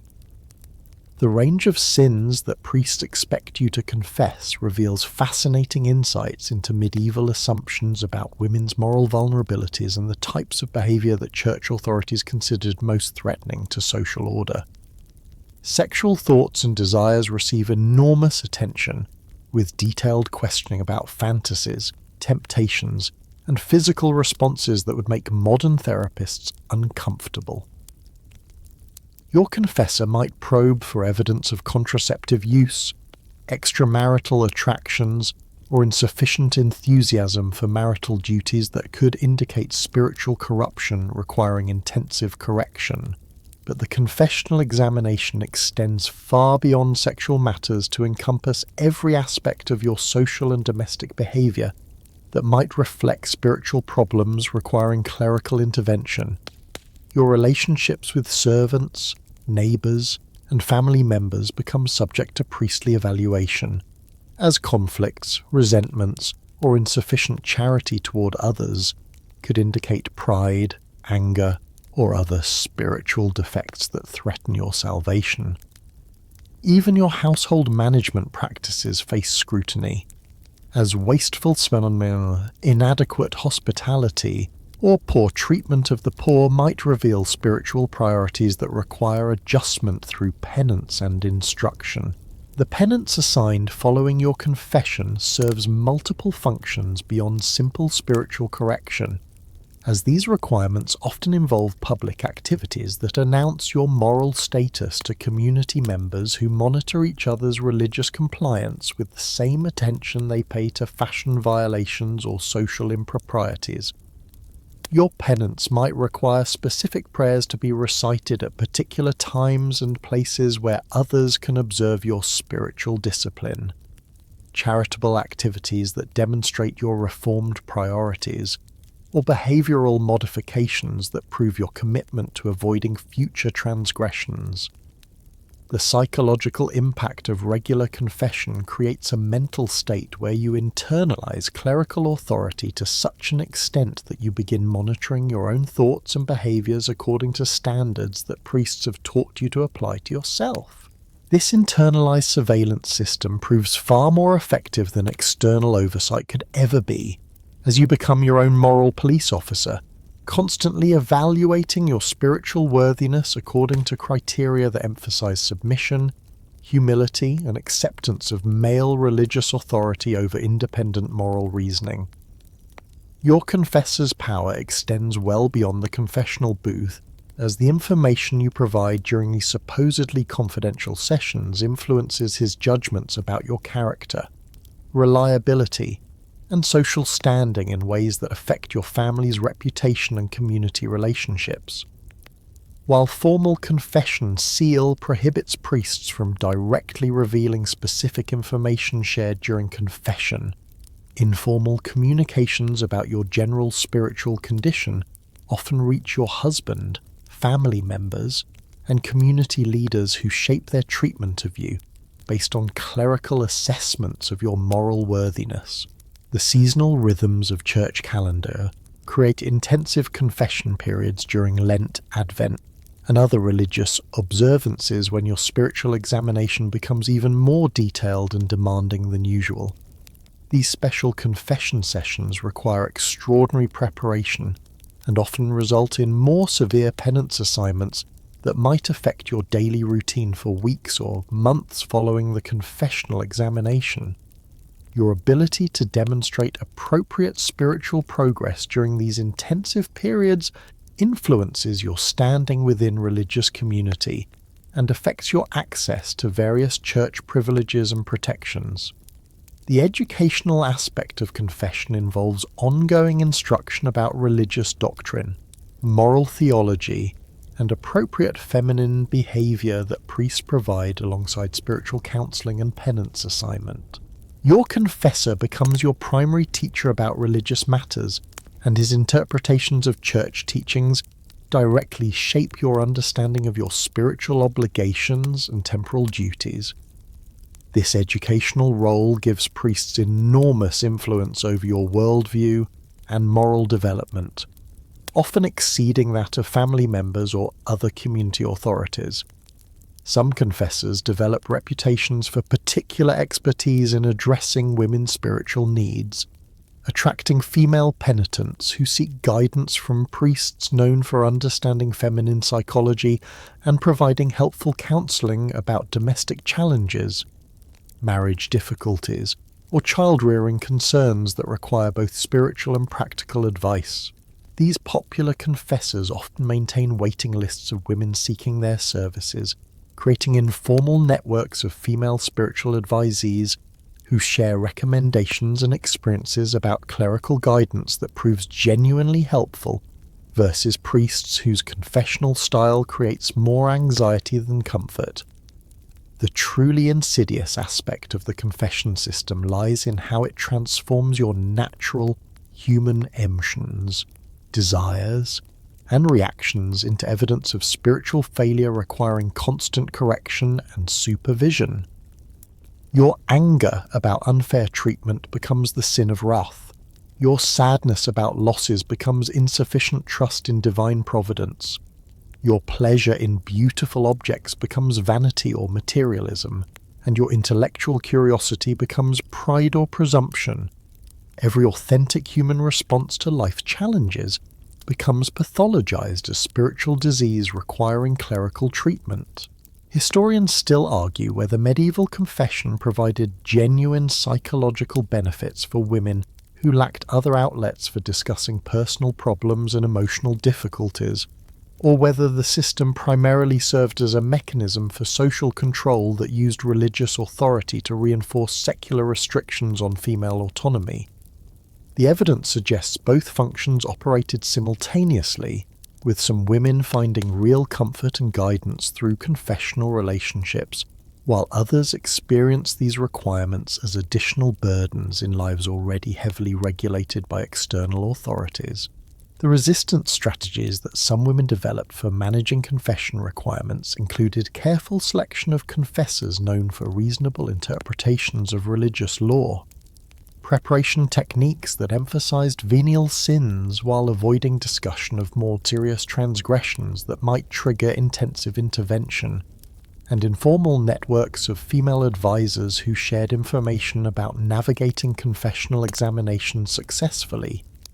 These strategies required sophisticated understanding of religious psychology and institutional politics, but they provided some measure of protection for women whose authentic spiritual lives might not conform to clerical expectations about appropriate feminine piety. Your weekly or monthly confession becomes a performance where you balance honesty about genuine spiritual struggles with strategic presentation of yourself as a properly reformed penitent who responds appropriately to clerical guidance and demonstrates consistent progress toward the feminine ideal that church authorities promote.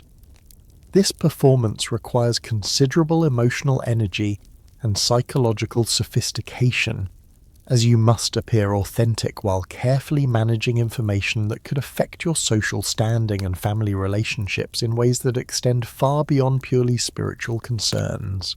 Your carefully managed confessional performances prepare you for another daily minefield of medieval etiquette, the elaborate dining protocols that turn every meal into a social examination where your table manners, food choices, and conversational contributions are scrutinized for evidence of your proper understanding of gender hierarchies and social rankings. The dining hall becomes a theatre where you perform femininity according to scripts so detailed they would challenge any method actor. With every bite, gesture, and glance carrying coded messages about your breeding, character, and commitment to maintaining the social order that keeps everyone in the designated places.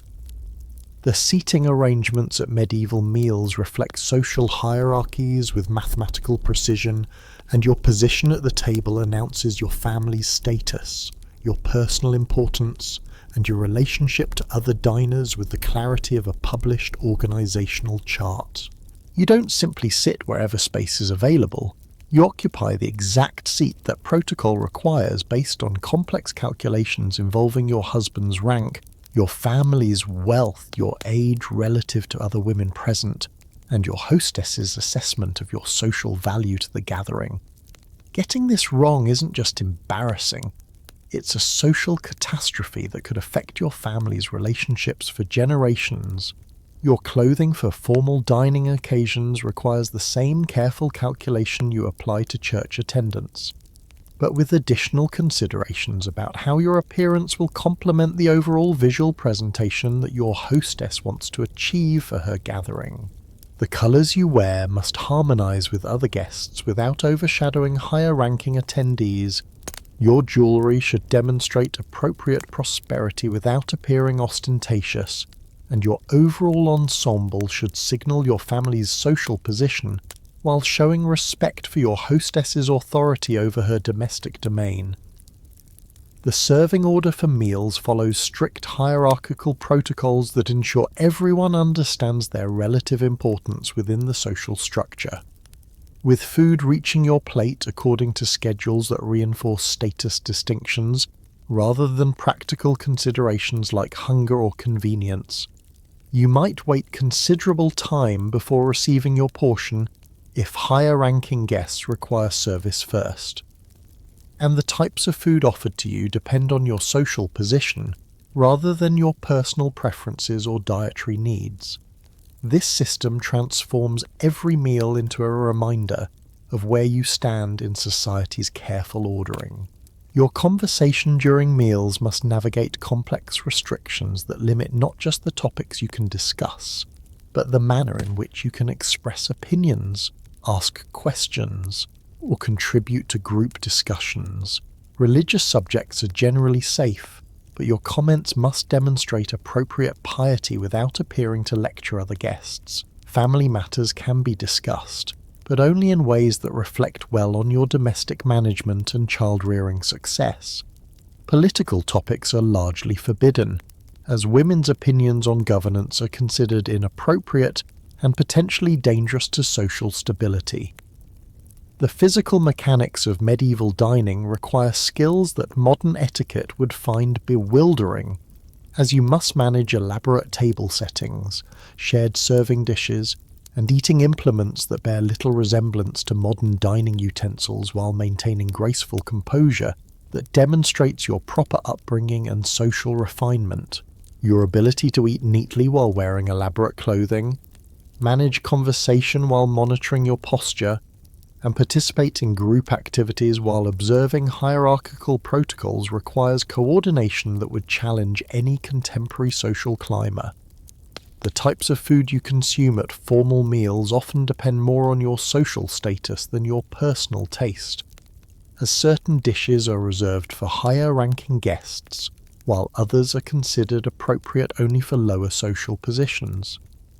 Your portion sizes, the cuts of meat you receive, and the quality of wine served to you all reflect your hostess's assessment of your social importance and her commitment to maintaining proper distinctions between different ranks of guests. These food hierarchies can be subtle, but are universally understood by everyone present.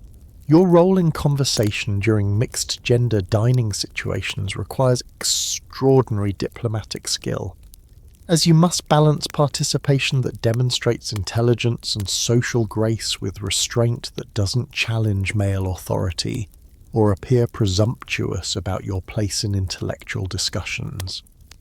You learn to ask questions that encourage men to display their knowledge, make observations that support rather than contradict masculine opinions, and contribute information that enhances rather than competes with male contributions to group conversations. The entertainment portions of formal dining occasions provide opportunities for you to demonstrate accomplishments like musical performance, needlework display, or storytelling that showcase feminine skills while avoiding any suggestion that you're competing for attention with male guests whose entertainment preferences take precedence over your own. Your performances must be skillful enough to reflect well on your upbringing and your husband's good judgment in marrying you, but modest enough to avoid appearing vain or attention-seeking in ways that might offend other guests. The clean-up and serving responsibilities that fall to women during dining occasions require you to balance participation in social activities with attention to practical details that ensure the smooth operation of elaborate meals requiring coordination between multiple courses, numerous guests, and complex service requirements. You might find yourself simultaneously managing conversation with important guests and supervising servants who need direction about serving protocols, seating adjustments, or kitchen operations that affect the overall success of the gathering. The gift-giving customs associated with formal dining create additional opportunities for social navigation that require careful attention to reciprocity obligations, status recognition, and relationship maintenance that can affect your family's social standing for years after individual meals conclude. Your hostess gifts must be valuable enough to demonstrate appreciation without appearing to compete with her hospitality, personal enough to suggest genuine affection without implying inappropriate intimacy, and appropriate enough to reflect well on your understanding of social conventions governing gift-giving between women of different social ranks. The seasonal variations in dining protocols add layers of complexity to meal etiquette, as religious observances, agricultural cycles, and weather conditions create different expectations for food types, portion sizes, entertainment options, and conversation topics that change throughout the year. Your ability to adapt your dining behavior to seasonal requirements demonstrates social sophistication that marks you as someone who understands the complex relationships between religious calendar, agricultural productivity, and social customs that govern medieval community life. The regional differences in dining customs require you to adapt your table manners when traveling or entertaining guests from different areas, as techniques that demonstrate proper breeding in your home region might appear provincial or inappropriate in other social contexts. Your ability to recognize and accommodate these variations without appearing uncertain or uncomfortable reflects the kind of worldly sophistication that elevates your social value and enhances your family's reputation for proper breeding and cultural refinement.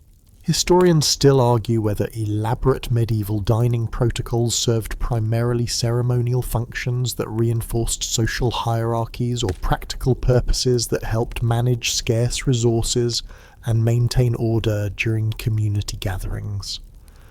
The evidence suggests both functions operated simultaneously, with ritual elements reinforcing social structure, while practical considerations about food distribution, service coordination, and conflict prevention influenced the development of specific etiquette requirements. The punishment for dining etiquette violations could range from subtle social corrections that redirected inappropriate behavior after public embarrassment that affected your family's social standing and your personal reputation within community circles where dining competence was viewed as evidence of overall social suitability. Your ability to navigate these complex protocols successfully became a form of social currency that opened doors to better marriage prospects for your children, business opportunities for your husband, and social advancement for your entire family line. Some women developed reputations as exceptional hostesses, whose dining events were sought after by important community members, using their expertise in meal planning, guest management, and entertainment coordination to build social networks that provided security and advancement opportunities that might not have been available through other means. These women transformed domestic responsibilities into forms of social power that operated within acceptable feminine roles while providing genuine influence over community relationships and family prosperity. Your mastery of dining etiquette becomes another daily performance where you balance authentic social engagement with careful attention to the complex rules that govern how medieval women can participate in community life without challenging the social structures that simultaneously restrict and protect you. Every meal becomes an opportunity to demonstrate your value while remaining safely within the boundaries that define appropriate feminine behavior in a world where stepping outside those boundaries could prove socially or even physically dangerous. Your mastery of dining etiquette might suggest you enjoy considerable freedom within your home environment, but stepping beyond your immediate neighborhood requires navigating travel restrictions so comprehensive they make modern passport control seem casual by comparison. Every journey you take, whether it's a simple visit to the next village or an extended pilgrimage to a distant shrine, requires explicit mail authorization and careful documentation that proves you have legitimate reasons for leaving your designated place in the social order that keeps medieval society functioning according to divine plan. The fundamental assumption underlying medieval travel restrictions for women is that your proper place is wherever your male guardian designated when he established your current living arrangements, and any deviation from this location represents potential danger to yourself, your family's reputation, and the broader community that bears responsibility for monitoring women's movements and ensuring their appropriate behavior. Your desire to travel isn't considered a personal preference or autonomous choice. It's viewed as evidence of restlessness that might indicate spiritual problems requiring correction or supervision. Your husband's permission for travel involves more than simple verbal agreement. It requires formal documentation that specifies your destination, the duration of your journey, your travelling companions, your reasons for making the trip, and the arrangements for your supervision during the entire expedition. These travel permits function like medieval passports, except they're issued by husbands rather than governments, and focus more on controlling women's behaviour than facilitating international commerce. Without proper documentation, you could be detained, questioned, and returned to your home under escort that would humiliate your family and destroy your reputation. The reasons considered legitimate for female travel form a surprisingly narrow list that reflects medieval assumptions about women's proper priorities and acceptable activities outside their domestic spheres. Religious pilgrimages to approved shrines represent the most widely accepted justification for long-distance travel, but even these spiritual journeys require extensive preparation, appropriate supervision, and careful documentation of your religious motivations. Family emergencies, particularly those involving childbirth assistance or care for dying relatives, might justify shorter trips, but these expeditions must be completed quickly and with minimal deviation from direct routes between your starting point and destination. The supervision requirements for women's travel create elaborate logistical challenges that make even simple journeys expensive and complicated undertaking requiring careful coordination between multiple parties who bear responsibility for your safety and appropriate behaviour throughout the expedition. Your travelling party must include either male family members, trusted servants, or other women whose reputations and social standing guarantee their ability to provide proper supervision that prevents any suggestion of impropriety or inappropriate behaviour during your absence from home. The accommodation arrangements for travelling women reflect the same social hierarchies and protection concerns that govern your daily life at home, as medieval inns, monasteries, and private households that provide lodging for travellers maintain separate facilities and different service standards based on gender, social rank, and the perceived respectability of travelling parties. Your overnight accommodations might cost significantly more than those available to male travellers, not because of superior amenities, but because of the additional supervision and security measures considered necessary for female guests. The seasonal restrictions on women's travel add another layer of complexity to journey planning, as weather conditions, agricultural schedules, and religious calendar considerations create specific periods when female travel is considered either especially dangerous or particularly inappropriate. Winter travel exposes you to physical dangers that medieval society believes women are less equipped to handle than men, while harvest seasons require your presence at home to manage domestic responsibilities that can't be delegated to servants or other family members during crucial agricultural periods. The route planning for women's travel involves considerations that rarely affect male travellers, as certain roads, regions, and accommodations are considered inappropriate or dangerous for female travellers regardless of their supervision arrangements or social status. Your journey might require significant detours to avoid areas where political instability, military activity, or moral corruption could expose you to dangers that medieval society believes you're incapable of managing independently.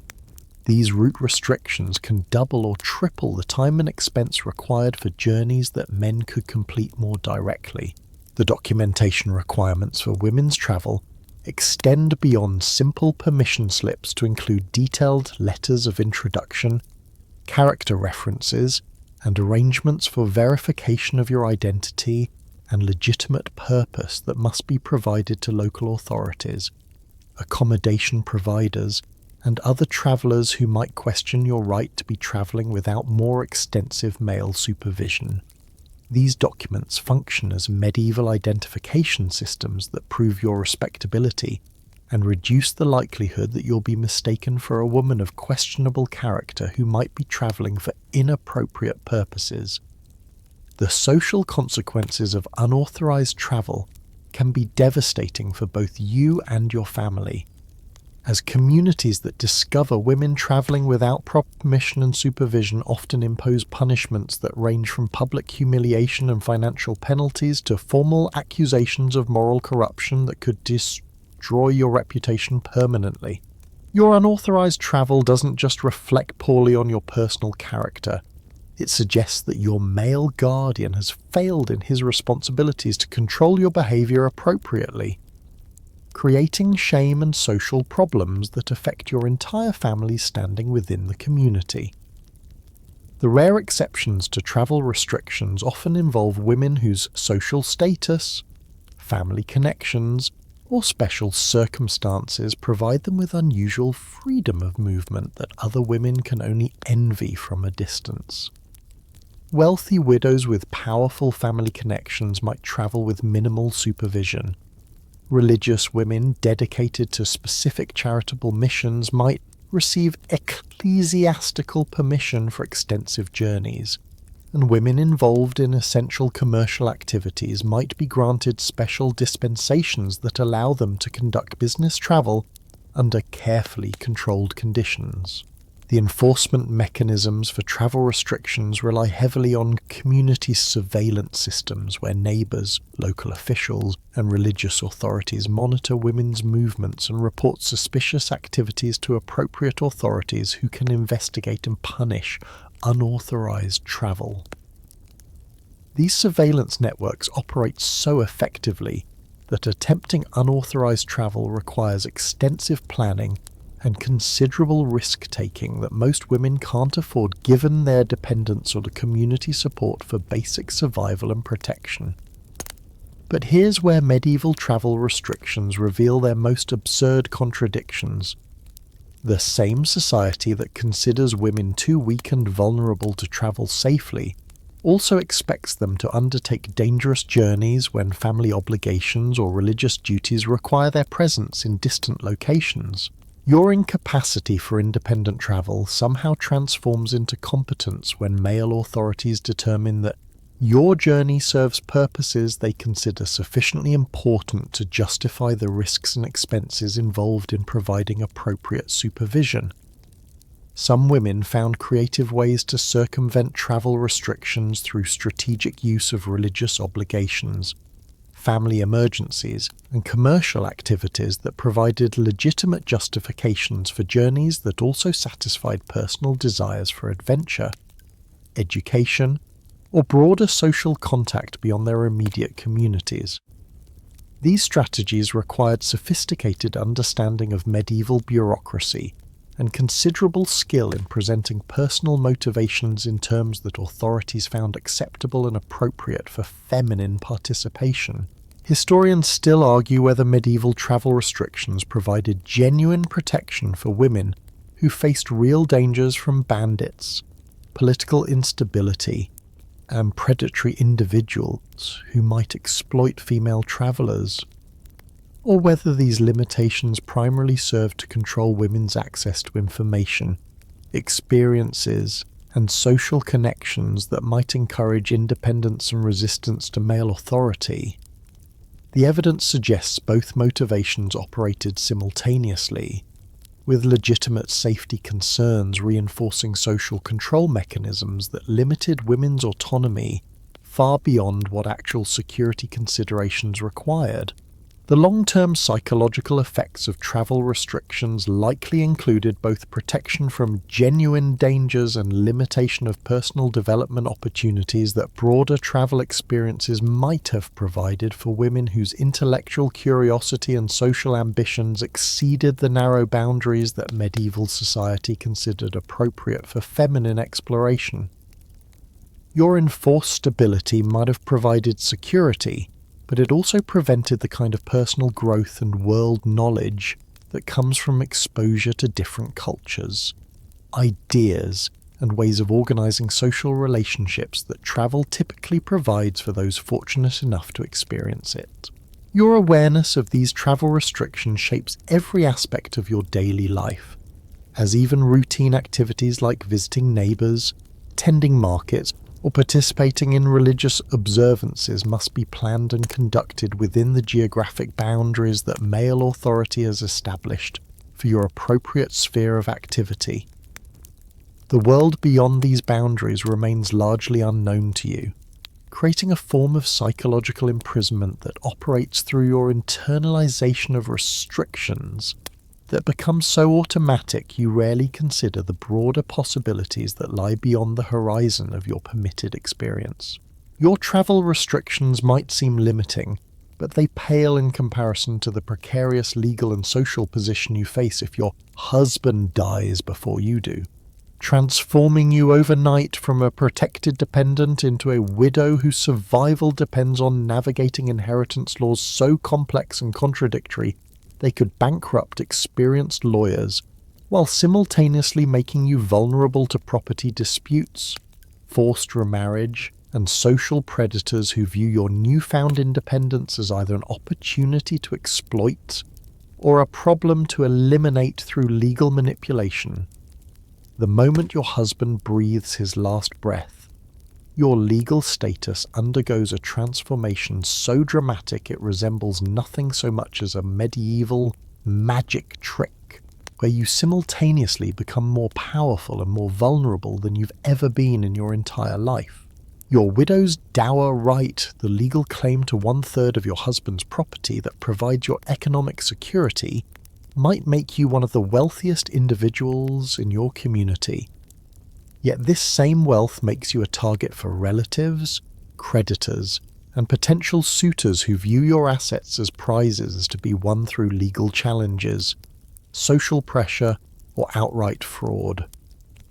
The inheritance laws governing your widowhood were designed by men who apparently assumed that women's brains stop functioning properly when their husbands die. As these regulations treat you as simultaneously competent enough to manage substantial estates and too emotionally unstable to make important decisions about your own future, you inherit property that requires sophisticated management skills while being subjected to male guardianship arrangements that theoretically supervise your decision-making but often serve primarily to provide legal cover for relatives who want to control your assets for their own benefit. Your dower rights, while providing crucial economic protection, come with restrictions that limit your ability to lease, mortgage, or substantially modify inherited property without obtaining consent from male relatives. Adult sons or court-appointed guardians who may have their own financial interests in maintaining control over assets that technically belong to you but practically remain subject to external oversight. These restrictions create situations where you own property you can't fully control, possess wealth you can't freely spend, and hold legal title to assets that others manage according to their judgment rather than your preferences. The pressure to remarry begins almost immediately after your husband's funeral, not because medieval society particularly cares about your personal happiness or emotional welfare, but because widowed women with substantial property represent anomalies in a social system designed around the assumption that all significant wealth should be controlled by men. Your relatives might present remarriage as protection from the difficulties of managing estates independently, while potential suitors frame their proposals as generous offers to relieve you of burdens that your feminine nature supposedly can't handle successfully. The remarriage negotiations that swirl around your widowhood resemble nothing so much as a medieval auction where your property serves as the prize and your personal preferences rank somewhere below the decorative arrangements in importance to the proceedings. Potential husbands evaluate your assets more carefully than your character, your family connections more thoroughly than your personality, and your potential contribution to their social advancement more seriously than your compatibility with their temperaments or interests. Your children's inheritance rights create additional complexity in your widowhood situation, as medieval law attempts to balance their future claims against your current needs in ways that often satisfy nobody, while creating ongoing tension between your immediate survival requirements and their long-term financial security. If you have adult sons, they might challenge your management decisions or pressure you to remarry candidates who serve their interests rather than yours. If your children are minors, you face the double burden of managing their inheritance while protecting your own economic security in a legal system that treats both responsibilities as temporary arrangements requiring male supervision. The business relationships that your husband established during his lifetime require renegotiation following his death. As commercial partners, creditors, and customers reassess their willingness to deal with a widow whose authority might be challenged by male relatives or questioned by potential remarriage situations that could affect the stability of existing agreements. Your competence in business matters becomes subject to increased scrutiny, not because your skills have diminished, but because your legal status has changed in ways that make others uncertain about your authority to enter into binding commitments. The social isolation that often accompanies widowhood reflects medieval discomfort with women who exist outside traditional family structures, as communities struggle to categorize your status within social hierarchies designed around assumptions that all adult women belong to male-headed households. Your independence might be theoretically respected, but practically it makes others uncomfortable because it challenges fundamental assumptions about proper feminine roles and appropriate social organization. The religious dimensions of widowhood create their own set of expectations and restrictions, as the Church simultaneously praises the spiritual benefits of celibate widowhood, while encouraging remarriage that would restore you to proper feminine subordination within male-headed households. Your spiritual advisors might present conflicting guidance about whether remaining unmarried demonstrates admirable religious devotion or dangerous independence that threatens both your personal salvation and social stability. The financial management challenges of widowhood require skills that your previous experience as a married woman may not have prepared you to handle, as you must now deal directly with lawyers, bankers, tax collectors, and other official authorities who previously conducted their business through your husband rather than acknowledging your involvement in family financial affairs. Your learning curve in these areas can be steep and expensive, particularly if male advisors take advantage of your inexperience to recommend arrangements that benefit them more than you. The seasonal rhythms that govern medieval life create ongoing challenges for widowed women who must coordinate agricultural operations, manage household staffs, and maintain commercial enterprises without the partnership support that married women rely on to handle the complex seasonal variations in medieval economic activity. Your ability to manage these cyclical challenges successfully often determines whether your widowhood represents economic opportunity or financial disaster.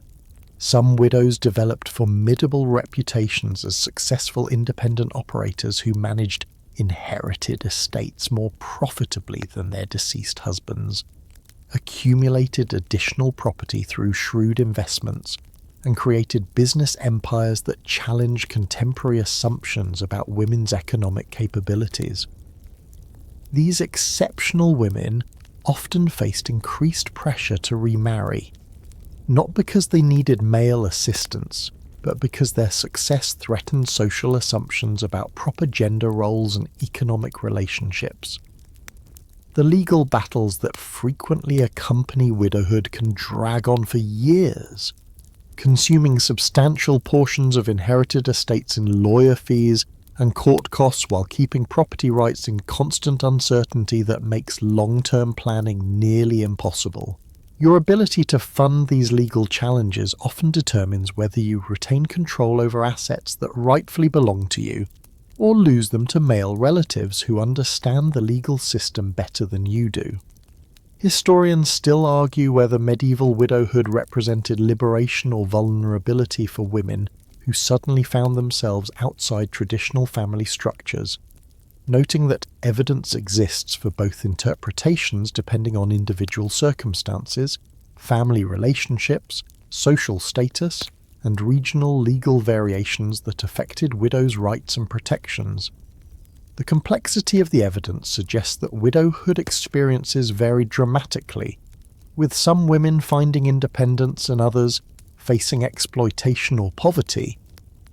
The support networks that developed among widowed women provided crucial resources for navigating the legal, financial, and social challenges of independent survival in a world designed around married couples and male-headed households. These informal associations shared information about legal strategies, business opportunities, and social techniques that helped widows protect their interests while maintaining appropriate feminine behavior that didn't challenge social conventions too dramatically. Your adaptation to widowhood requires developing new skills, establishing different relationships, and creating security systems that provide protection without sacrificing the autonomy that makes your independent status valuable despite its challenges and uncertainties. The success of this adaptation often determines whether your widowhood becomes a period of growth and achievement, or a decline into poverty and dependence that negates the potential benefits of your inherited property and legal independence. The irony of your situation remains striking. The same legal system that treated you as property during marriage suddenly expects you to function as a property owner when widowhood makes your competence essential for family survival. yet continues to impose restrictions and supervision that acknowledge your new responsibilities while denying your full autonomy to exercise them according to your own judgment and priorities. Your complex navigation of widowhood rights reveals how medieval society's restrictions on women extended into virtually every aspect of intellectual and educational development. With literacy and learning opportunities so carefully rationed by social class and gender that your access to knowledge becomes another form of currency, controlled by male authorities who understand that information represents power, they prefer to keep within their own exclusive circles. Your education, if you receive any at all, is specifically designed to make you a better wife, mother, and household manager rather than developing your capacity for independent thought, critical analysis, or intellectual achievement that might threaten established social hierarchies. The fundamental assumption underlying medieval attitudes toward women's education is that too much learning corrupts feminine nature by encouraging pride, independence, and critical thinking that makes you unsuitable for the submissive roles that society expects you to fulfill throughout your life. Your intellectual capacity isn't denied entirely. Medieval thinkers grudgingly acknowledge that women possess rational souls, but this theoretical equality translates into educational opportunities so limited they barely deserve the name. Focusing primarily on religious instruction and domestic skills that reinforce traditional gender roles, rather than expanding your intellectual horizons. Your literacy training, if your family's social status and economic circumstances permit such luxury, focuses almost exclusively on religious texts that provide spiritual guidance while reinforcing messages about feminine submission, domestic virtue, and the importance of accepting male authority in both earthly and divine matters. You might learn to read devotional books, prayer collections, and simplified theological works that enhance your spiritual life while carefully avoiding exposure to philosophical treatises, political writings, or scientific works that might encourage uncomfortable questions about the social order that governs your existence. The writing skills you develop remain severely constrained by expectations about appropriate feminine correspondence and record-keeping that serve family interests rather than personal intellectual development. Your letters must demonstrate proper religious sentiment, appropriate deference to male authority, and careful attention to domestic concerns that prove your commitment to traditional feminine priorities. The account books you might maintain for household management provide practical training in basic mathematics and organizational skills, but these abilities serve utilitarian purposes rather than broader educational goals. The languages available for your study reflect the same gender-based restrictions that govern other aspects of medieval education. As Latin remains largely the preserve of male clerics and scholars who view classical learning as inappropriate for feminine minds, that supposedly lack the intellectual rigor necessary for serious theological or philosophical studies. Your vernacular literacy might allow you to read popular romances, religious poetry, and domestic guidance literature written specifically for female audiences, but access to the scholarly Latin texts that contain the era's most sophisticated thinking remains effectively forbidden. The mathematical and scientific knowledge considered appropriate for women focuses almost exclusively on practical applications related to household management, such as calculations needed for recipe adjustments, textile measurements, and basic accounting procedures that support domestic operations. Abstract mathematical concepts, astronomical observations, and natural philosophy remain male intellectual territories where female participation is viewed as both inappropriate and potentially dangerous to your spiritual and social well-being. The historical and geographical knowledge included in women's education emphasizes moral exemplars and cautionary tales that reinforce proper feminine behavior rather than providing comprehensive understanding of political developments, military strategies, or economic trends that shape the world beyond your immediate domestic sphere. You might learn about virtuous queens and saints whose lives demonstrate appropriate feminine virtues, but systematic study of political history, diplomatic relations, or military affairs remains outside the boundaries of acceptable feminine learning. The artistic and musical training available to women of higher social classes provides opportunities for genuine skill development that can enhance your social value and personal satisfaction. But even these creative pursuits must conform to expectations about appropriate feminine expression that avoids anything too bold, innovative, or attention-seeking. Your musical performances should demonstrate grace and refinement rather than technical virtuosity that might seem competitive with male musical achievements, while your needlework and other decorative arts should enhance domestic environments rather than making artistic statements that draw attention to your individual creativity. The informal education networks that develop among women provide crucial alternatives to formal learning opportunities, as mothers, aunts, and female friends share knowledge about everything from medical remedies and childbirth techniques to household management strategies and social navigation skills that prove essential for successful feminine life in medieval society. These networks operate largely outside official recognition, but they transmit enormous amounts of practical knowledge that enables women to function effectively within their restricted social roles. The regional and class variations in women's educational opportunities create dramatic differences in intellectual development that correlate closely with family wealth, social status, and local attitudes toward feminine learning. Daughters of wealthy merchants might receive relatively extensive education that prepares them for partnership roles in family business enterprises, while peasant women remain largely illiterate throughout their lives, dependent on oral traditions and practical experience for whatever knowledge they acquire about managing their domestic responsibilities. The religious institutions that provide some educational opportunities for women operate under strict limitations that focus primarily on spiritual development rather than intellectual achievement, with convent schools offering basic literacy and religious instruction that prepares students for lives as wives, mothers, or nuns, rather than developing their capacity for independent scholarship or critical thinking.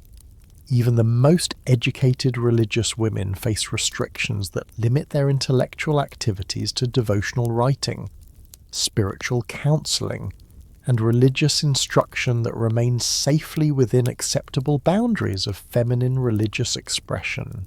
The library collections available to you women reflect the same restrictions that govern formal education, as private book collections typically exclude works considered inappropriate for feminine readers while emphasizing religious texts, moral guidance literature, and domestic instruction manuals that reinforce traditional gender roles.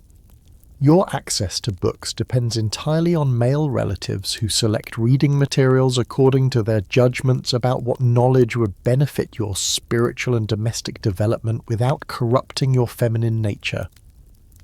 The truly maddening aspect of these educational restrictions becomes apparent when you consider how medieval society simultaneously denies women access to formal learning while expecting them to demonstrate intelligence, wisdom, and competence in managing complex domestic operations that require exactly the kinds of analytical thinking, problem-solving skills, and broad knowledge that formal education is designed to develop.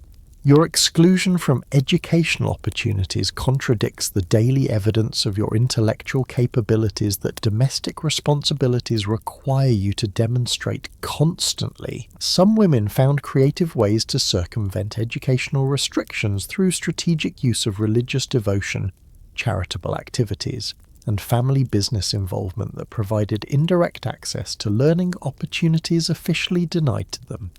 These strategies required considerable ingenuity and often involved significant personal risks, as women who appeared too learned or intellectually independent could face social ostracism or accusations of spiritual pride that threatened their security and reputation. Historians still argue whether the informal knowledge networks that operated among medieval women provided adequate alternatives to formal educational opportunities, or whether these restrictions represented massive waste of human intellectual potential that impoverished medieval culture and limited social development. The evidence suggests that women's exclusion from formal learning significantly reduced the intellectual resources available to medieval society, while forcing the development of alternative knowledge-sharing systems that operated largely outside official recognition. The long-term consequences of educational restrictions extended far beyond individual women to affect entire families, communities that lost access to the intellectual contributions that educated women might have provided in areas ranging from medical knowledge and agricultural innovation to business strategy and diplomatic relations.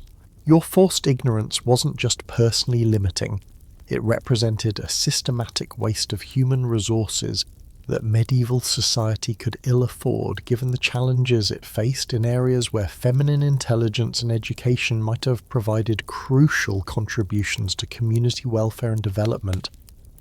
Your awareness of these educational limitations shapes your relationship with knowledge throughout your life, creating a complex mixture of intellectual hunger and resigned acceptance that reflects your understanding of the boundaries that define acceptable feminine learning, while privately nurturing whatever intellectual curiosity survives the systematic discouragement that medieval society applies to women who demonstrate too much interest in learning beyond their designated domestic sphere.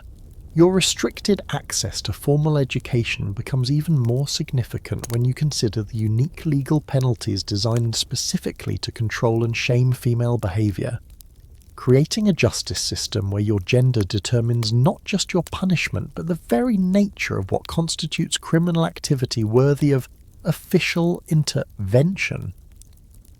Medieval courts operate under the assumption that women's crimes spring from fundamentally different moral defects than men's transgressions, requiring specialized punishments that address feminine weaknesses, while publicly reinforcing social messages about appropriate gender roles and the consequences of violating established behavioral expectations.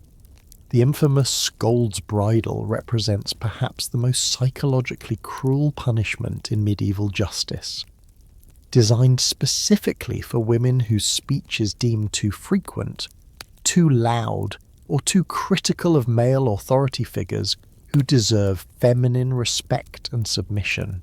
This metal contraption, fitted over your head like a cage, prevents speech while displaying your punishment to the entire community, transforming you into a living advertisement for the consequences of feminine verbal rebellion.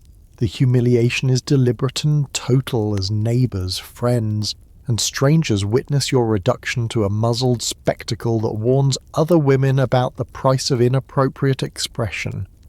Your punishment for adultery, Esther, whether actual or merely suspected, involves public shaming rituals designed to destroy your reputation so thoroughly that social rehabilitation becomes virtually impossible, ensuring that your transgression serves as a permanent warning to other women who might consider similar violations of marital fidelity.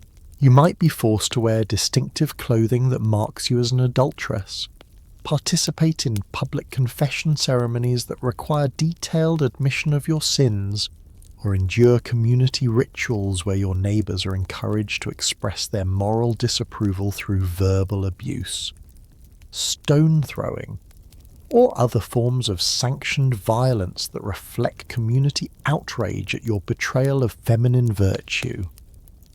The witch trials that periodically sweep through medieval communities create an atmosphere of terror where any woman who demonstrates unusual knowledge, independent thinking, or resistance to male authority might find herself accused of supernatural crimes that carry penalties ranging from public humiliation and financial ruin to torture and execution. Your expertise in herbal medicine could be reinterpreted as evidence of magical practices. Your success in business ventures could suggest demonic assistance, and your refusal to accept masculine guidance could indicate spiritual corruption that threatens the entire community's relationship with divine authority. The punishment for property crimes committed by women often focuses more on shame and social ostracism than on financial restitution or physical penalties. As medieval justice systems understand that feminine identity depends heavily on reputation and community acceptance that can be destroyed more effectively through public humiliation than through fines or imprisonment.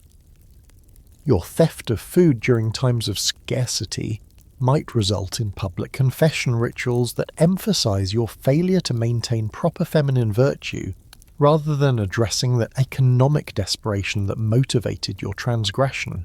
The legal penalties for women who resist arranged marriages reveal how thoroughly medieval justice systems prioritize family authority over individual autonomy.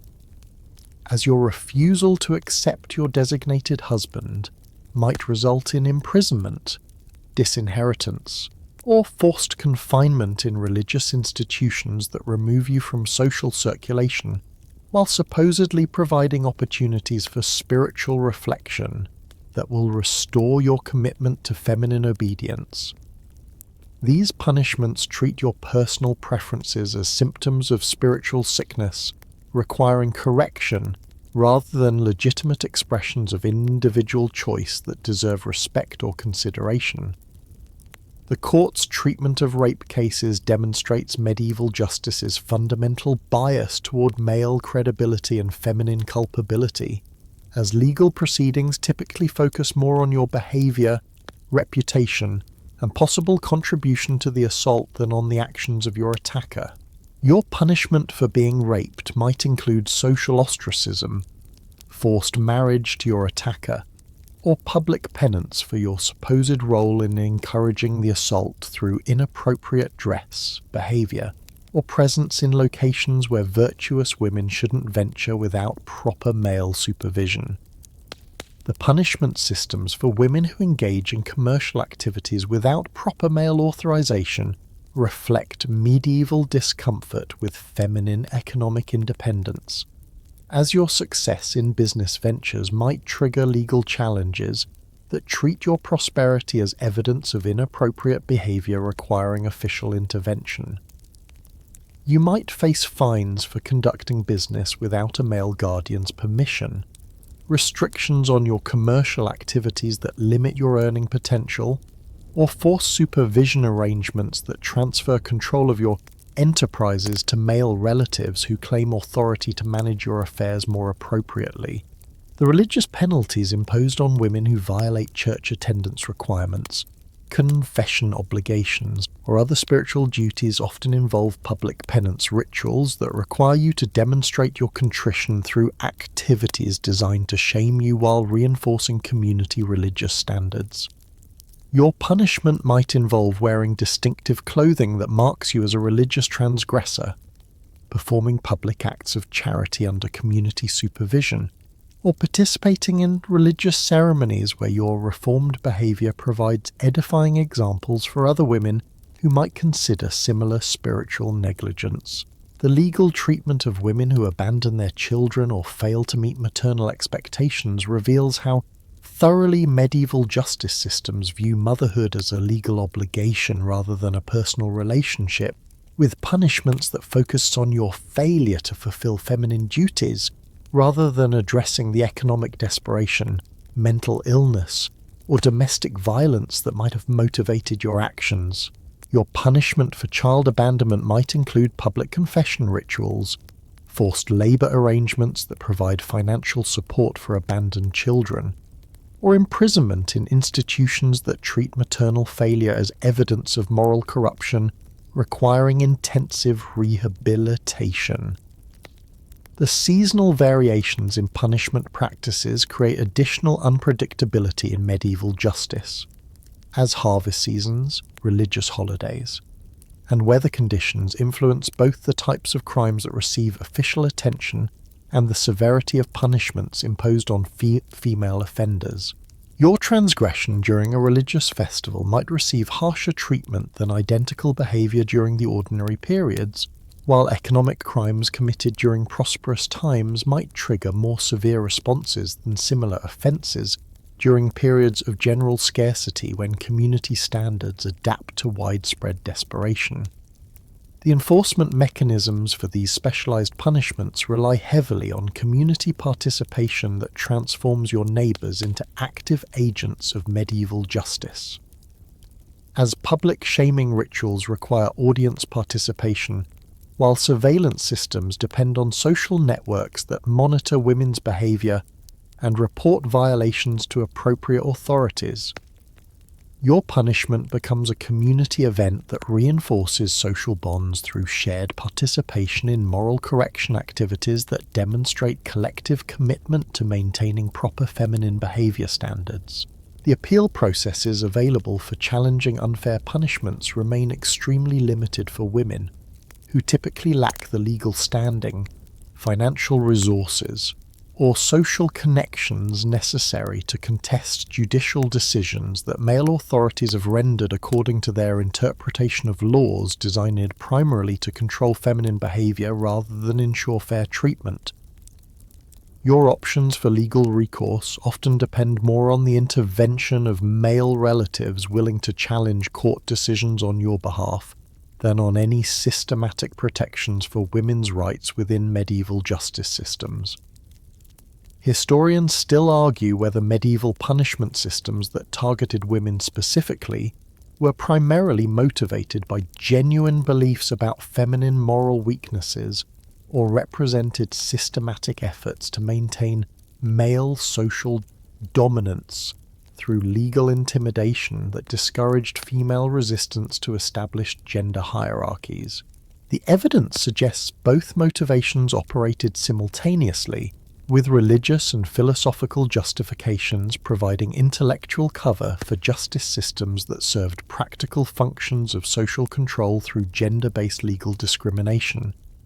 The psychological impact of living under legal systems that treated feminine behaviour as inherently more dangerous and morally suspect than masculine actions created ongoing anxiety for women who understood that their social survival depended on maintaining perfect compliance with behavioural standards that were both more restrictive and more harshly enforced than those applied to men whose transgressions were typically viewed as less threatening to social order and divine authority.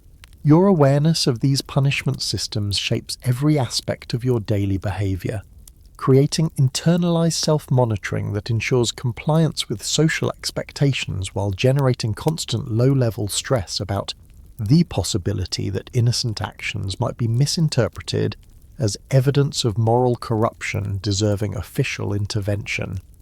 The threat of specialized feminine punishments operates as a form of psychological control that proves far more effective than actual enforcement could ever be.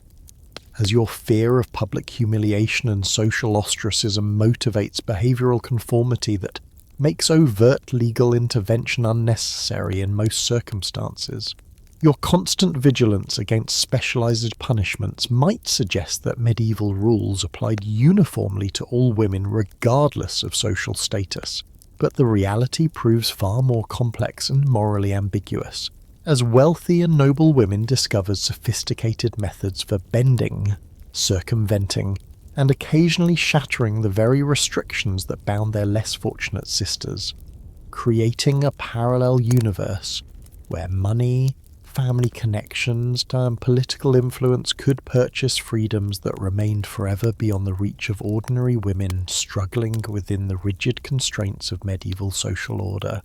The fundamental difference between your experience as a wealthy woman and that of your peasant contemporaries lies not in the formal rules that govern feminine behaviour, those remain remarkably consistent across social classes, but in your access to resources, legal representation, and social connections that transform theoretical restrictions into negotiable obstacles rather than insurmountable barriers. Your wealth doesn't exempt you from medieval gender expectations, but it provides you with options and alternatives that can make compliance less burdensome while creating opportunities for strategic resistance that would prove impossible for women lacking your economic advantages. Your marriage negotiations, while still constrained by family interests and social expectations, might involve genuine consultation about your preferences when your dowry represents such significant economic value that your happiness becomes a practical consideration rather than a romantic luxury. Wealthy families understand that successful marriages require some degree of compatibility between partners who will need to cooperate in managing substantial estates and complex business enterprises, making your personal feelings relevant to negotiations in ways that would never occur in arrangements involving women whose economic value doesn't justify such careful attention to individual preferences. The education available to you as a noble or wealthy merchant daughter often extends far beyond the basic religious instruction and domestic training provided to women of lower social standing. As your family's status and economic needs might require literacy skills, language abilities, and cultural knowledge that enable you to participate effectively in social and business activities that demand intellectual sophistication. Your access to private tutors, extensive libraries, and international travel creates educational opportunities that would amaze women whose learning remains limited to whatever knowledge they can acquire through informal networks and practical experience. Your household management responsibilities, while still focusing on domestic operations, often involve supervising enterprises that rival those of male contemporaries in their scope and complexity. With authority over hundreds of workers, multiple properties, and commercial activities that require the same skills demanded of successful business executives in any era. Your decisions affect entire communities. Your financial strategies influence regional economic conditions, and your management competence directly impacts your family's political influence and social standing in ways that make your success essential rather than merely desirable. The legal protections available to you as a wealthy woman include access to skilled lawyers who understand how to exploit loopholes in inheritance laws, property regulations, and marriage contracts that create opportunities for greater autonomy than medieval legal codes appear to permit. Your family's political connections might provide informal influence over judicial decisions, while your economic resources enable you to pursue legal challenges and appeals that would bankrupt women lacking your financial advantages and social support networks. Your participation in courtly culture and aristocratic social networks provides opportunities for intellectual stimulation, artistic expression, and political influence that operate largely outside the restrictions that govern ordinary women's public participation. The salon gatherings you host or attend become forums for sophisticated conversation about literature, philosophy, and political developments, while your patronage of artists, scholars, and religious institutions gives you influence over cultural developments that extends far beyond your immediate domestic sphere. The religious options available to wealthy women include founding convents, commissioning religious artworks, and supporting theological scholarship that creates opportunities for spiritual expression and intellectual engagement that transcend the passive devotional activities expected of most medieval women. Your charitable activities might involve international correspondence, complex financial arrangements, and organizational responsibilities that require skills and knowledge typically associated with masculine professional activities rather than feminine domestic obligations. Your widowhood, should you outlive your husband, might provide unprecedented opportunities for independence and achievement. As your wealth and social connections enable you to resist pressure for remarriage while pursuing personal interests and business ventures that would be impossible for women lacking your resources. Some wealthy widows become powerful political figures, successful entrepreneurs, and influential cultural patrons whose achievements rival those of their male contemporaries while operating within social frameworks that technically restrict feminine authority and independence. The travel opportunities available to you as a wealthy woman include pilgrimages to distant shrines, diplomatic missions that require sophisticated negotiation skills, and educational journeys that provide exposure to different cultures and ideas far beyond what most medieval women experienced throughout their entire lives. Your entourage and security arrangements make such journeys possible while maintaining the appearance of appropriate feminine behavior that satisfies social expectations about proper supervision and protection. But here's where noble privilege reveals its most fascinating contradictions. Your wealth and status simultaneously provide greater freedom and create more intensive scrutiny of your behavior.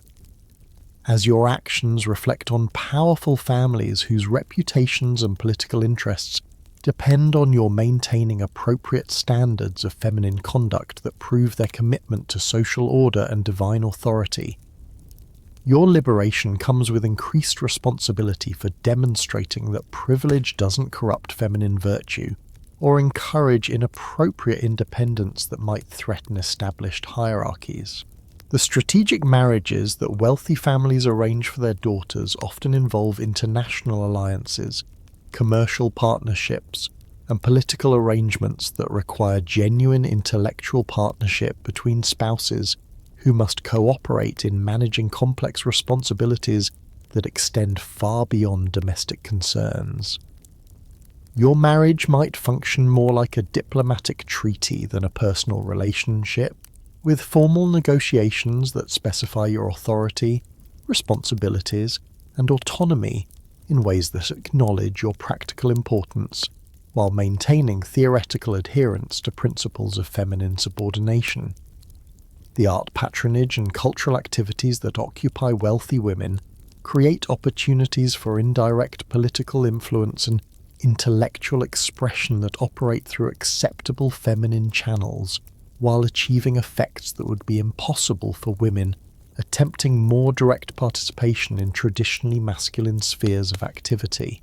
Your commissioning of religious artworks might promote theological positions, your support for scholars might influence intellectual developments, and your cultural activities might affect political relationships in ways that demonstrate feminine influence without violating official restrictions on women's public authority. The informal diplomatic roles that wealthy women often assume in medieval politics provide them with opportunities to influence international relations, resolve conflicts between powerful families, and negotiate agreements that affect thousands of people whose lives depend on political stability and economic cooperation.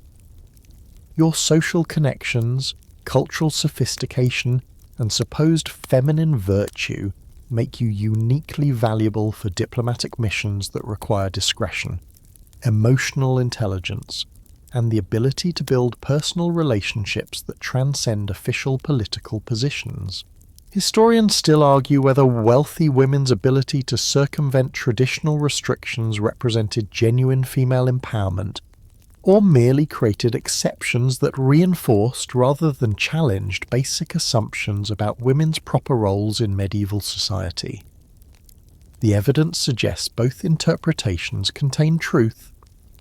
As individual women achieved remarkable success while operating within systems that continued to restrict feminine participation in most important social, economic, and political activities.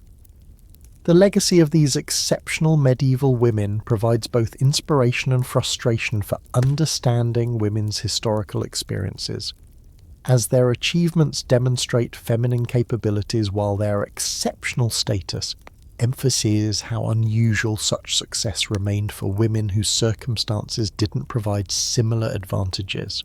Your abilities to bend the rules didn't change the rules themselves, leaving most of your sisters subject to restrictions that your wealth and status allowed you to navigate more successfully than they could ever hope to manage.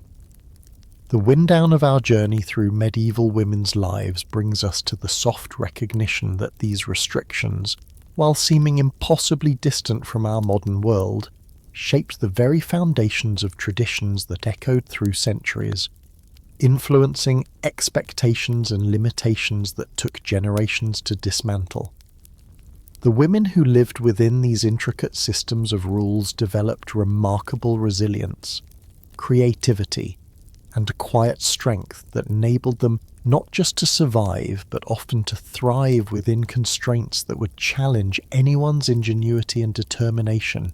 Their stories remind us that human adaptability and the persistent desire for autonomy and meaning find ways to flourish even within the most restrictive circumstances, creating legacies of wisdom, courage, and determination that continue to inspire those who seek to understand the complex relationships between individual freedom and social order.